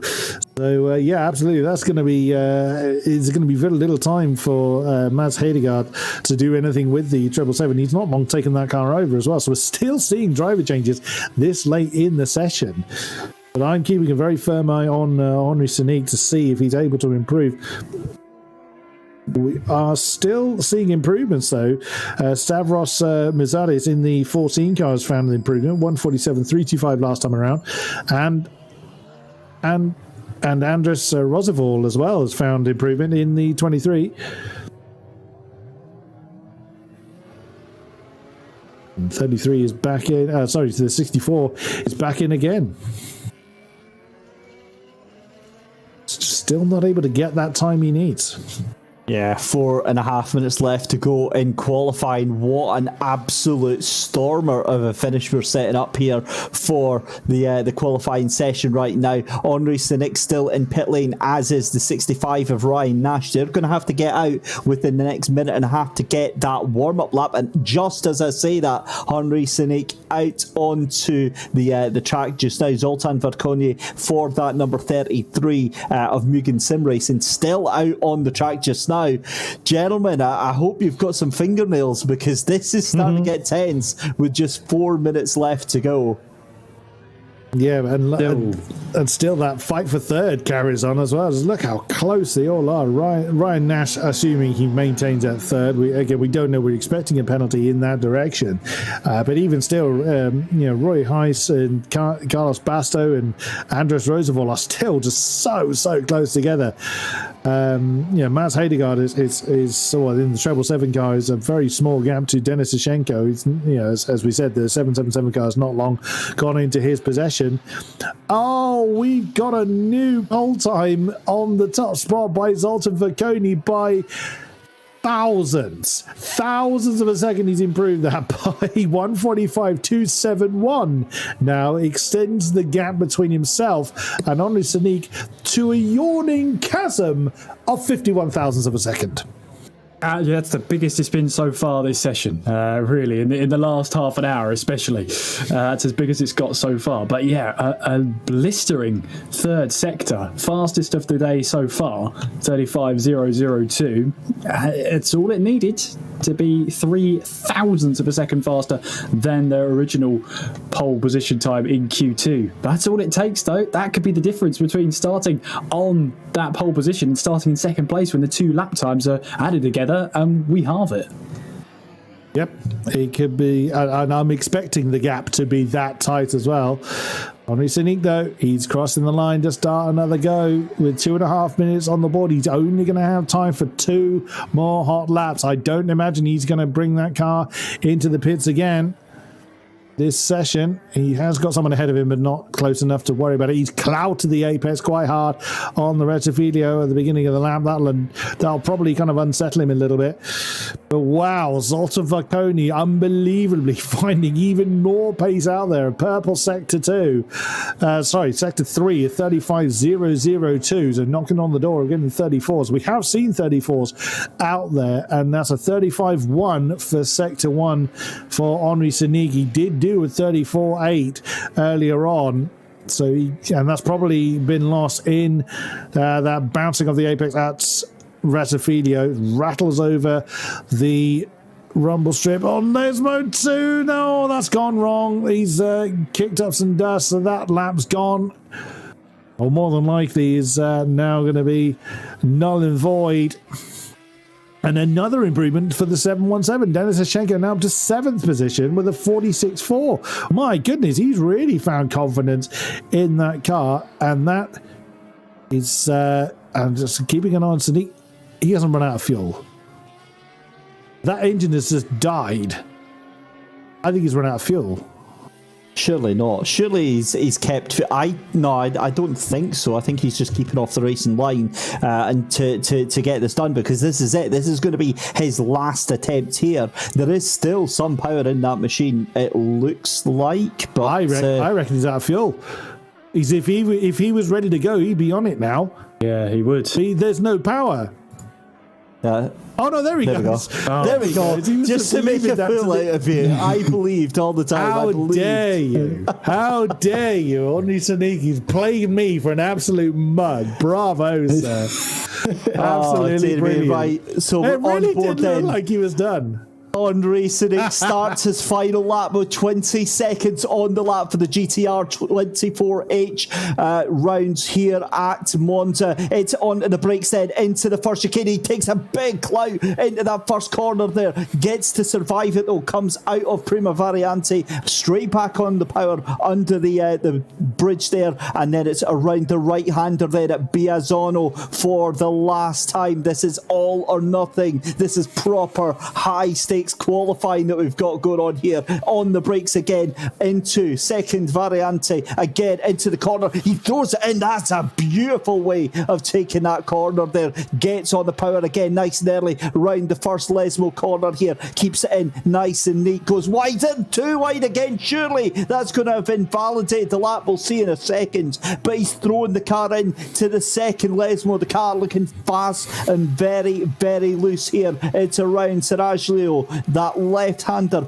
on the run down towards Variante Ascari here for the final time in this qualifying. It is all about this final run here. The car weaves left and then he pulls it in as fast as he dare on the right-hand side. Takes a little bit of curve on the right as well. This is looking mighty, mighty close as well. Andre Silic, it's a 35-2, 35-2 for the sectors there. I don't think this is anywhere near enough right now. It could be all over before he even finishes here, guys. Yeah, he's backed out of that one. He knew it was done. I think, as you say, he was just a little bit too deep coming through the Lesmos. Again, he clouted the apexes at the Resofilio. It's a little bit too hard.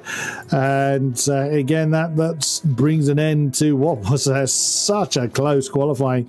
But at the moment, the ace card being held by the 33, being piloted by Zoltan Vacconi. He's done the double. He did the qualifying in the day, and now he's done it at night, but still some times to find further down. We've still got some cars out there. That's Andres Roosevelt in the fourth place number 23 car. He's chasing... Who is he chasing? That's Matt Hedegaard, I think.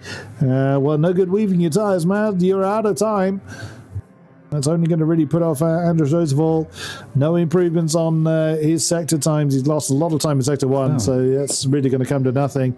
I was going to say, actually, for Roosevelt, he was in sixth place on that lap we were watching with with the Henry Siddick there.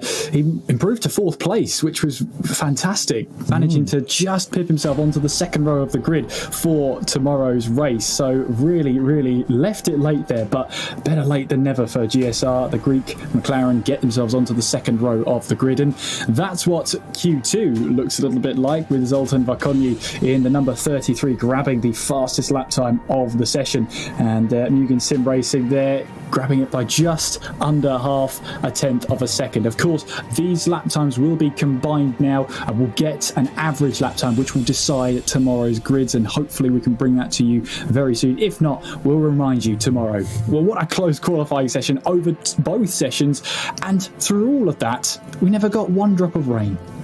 That's sad. I could hear the palpable disappointment in your voice there, Kieran. That was quite a lot. But look, I mean, what a fantastic set of qualifying that we had there. That was just everything you could possibly want in both a daytime and a nighttime qualifying. Incredible pace from everyone on show there. I do want to just give a very quick shout out to the 717 team, Unison Racing. Denis Eschenko, he was 3.5 seconds off the pace, 3.2 seconds on both sessions, and brought that in there for a spectacular 7th place there, taking that car to 1.8 off of the lead there. That now means that we've got 10 cars within about 2 seconds of the leader there. That is very, very close there. And then you've also got to give a shout out to the sole GT4 entrant team, the Viaducan team. They're going to have a fantastic time tomorrow. They're going to have a great laugh. But yeah, guys, absolutely loved it, and for me, such pleasure to come on board with the team here. Yeah, I can only echo that sentiment. We've been very well looked after by the amazing production crew over at GTR 24R, and what a spectacle we've been treated to. And that was just qualifying. The race is going to be tomorrow's 12 hours of Monza in GT cars. Yes, please. I couldn't have put it better myself. Yes, 12 o'clock Central European time is the start of the race, and once we've got those combined lap times in, we'll be able to bring you that tomorrow, maybe even ending of tonight. Depends. I'm not good at maths, I'm not good with a calculator, so it won't be from me. But of course, we'll bring you up to date and up to speed with the qualifying positions tomorrow when we run through the grid. But gentlemen, it's been an absolute pleasure. We were meant to have rotors and brakes throughout this qualifying, and we just said, stuff that. This is too good to watch. That's exactly it. And you know what? By my calculations and my big brain, wrinkly brain maths there, I'm thinking the Viaduct and GT4 team actually take overall pole position there. I'm calling it right there. Now, don't make assumptions now. This is key. Yeah, we're not doing a reverse grid here, I'm afraid. They would love to. But no, look, it's been awesome fun. I mean, how exciting is tomorrow going to be? And you're absolutely right. We had a set schedule where it was going to be me and you, Kieran, taking things off, and Chris, you were going to come on later on. And you're right. We got about 5 minutes in. We thought, now let's enjoy this. And I guys, it's been an absolute pleasure being alongside you, and I'm really looking forward to tomorrow as well. I think we all are in that respect. So as Kieran mentioned, 12 o'clock tomorrow CEST is when the race is due to get underway. We'll have the entire commentary team throughout the day, throughout the entire 12 hours of the event, going to be seeing it through right here on this very channel. So please do not go anywhere. We will very much look forward to your company. Thank you very much to those behind the scenes pointing the cameras in the right direction. And of course, to our drivers are putting on yet again a spectacular show. Thank you very much to Kieran McGinley and David Christie for putting up with me in the commentary box. It's a very difficult task. You weather it very well, gentlemen. But that is going to be it for tonight. Thank you very much to everybody taking part, and we hope to see you for the race tomorrow. Until then, thank you very much, and good night.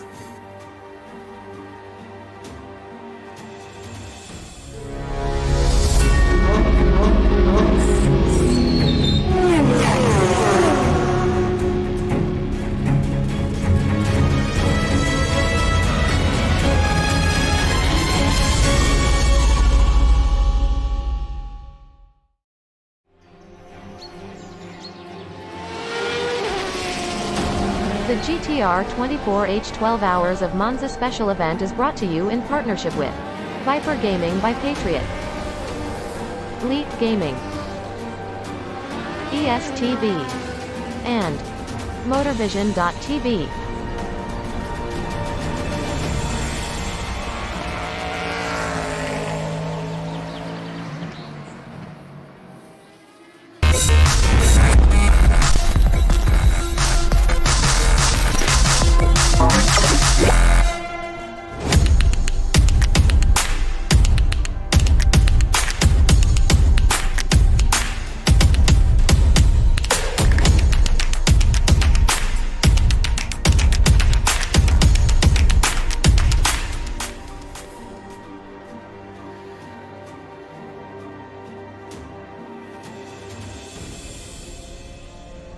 Racing for Green is here to help you carbon neutralize your racing.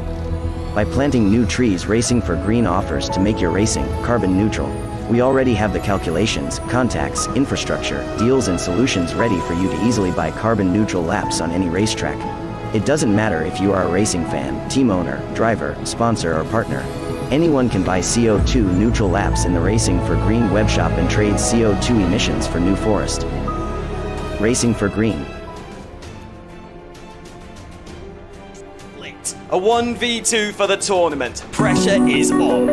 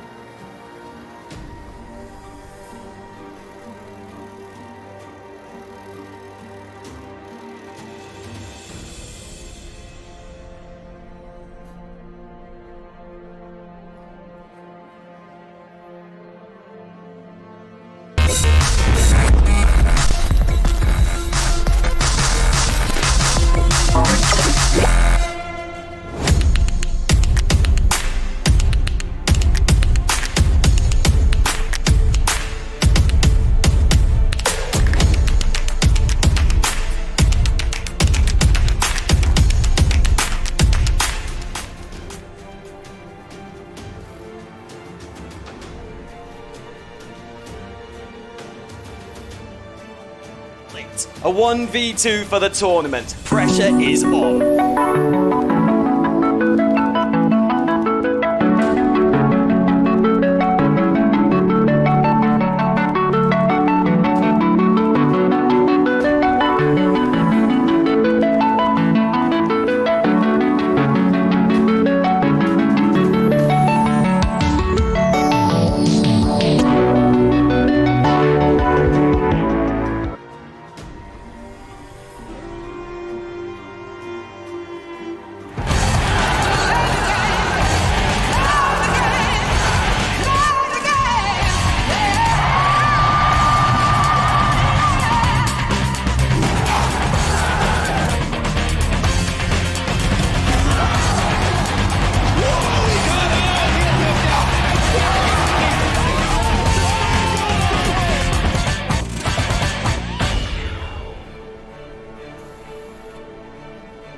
Racing for Green is here to help you carbon neutralize your racing.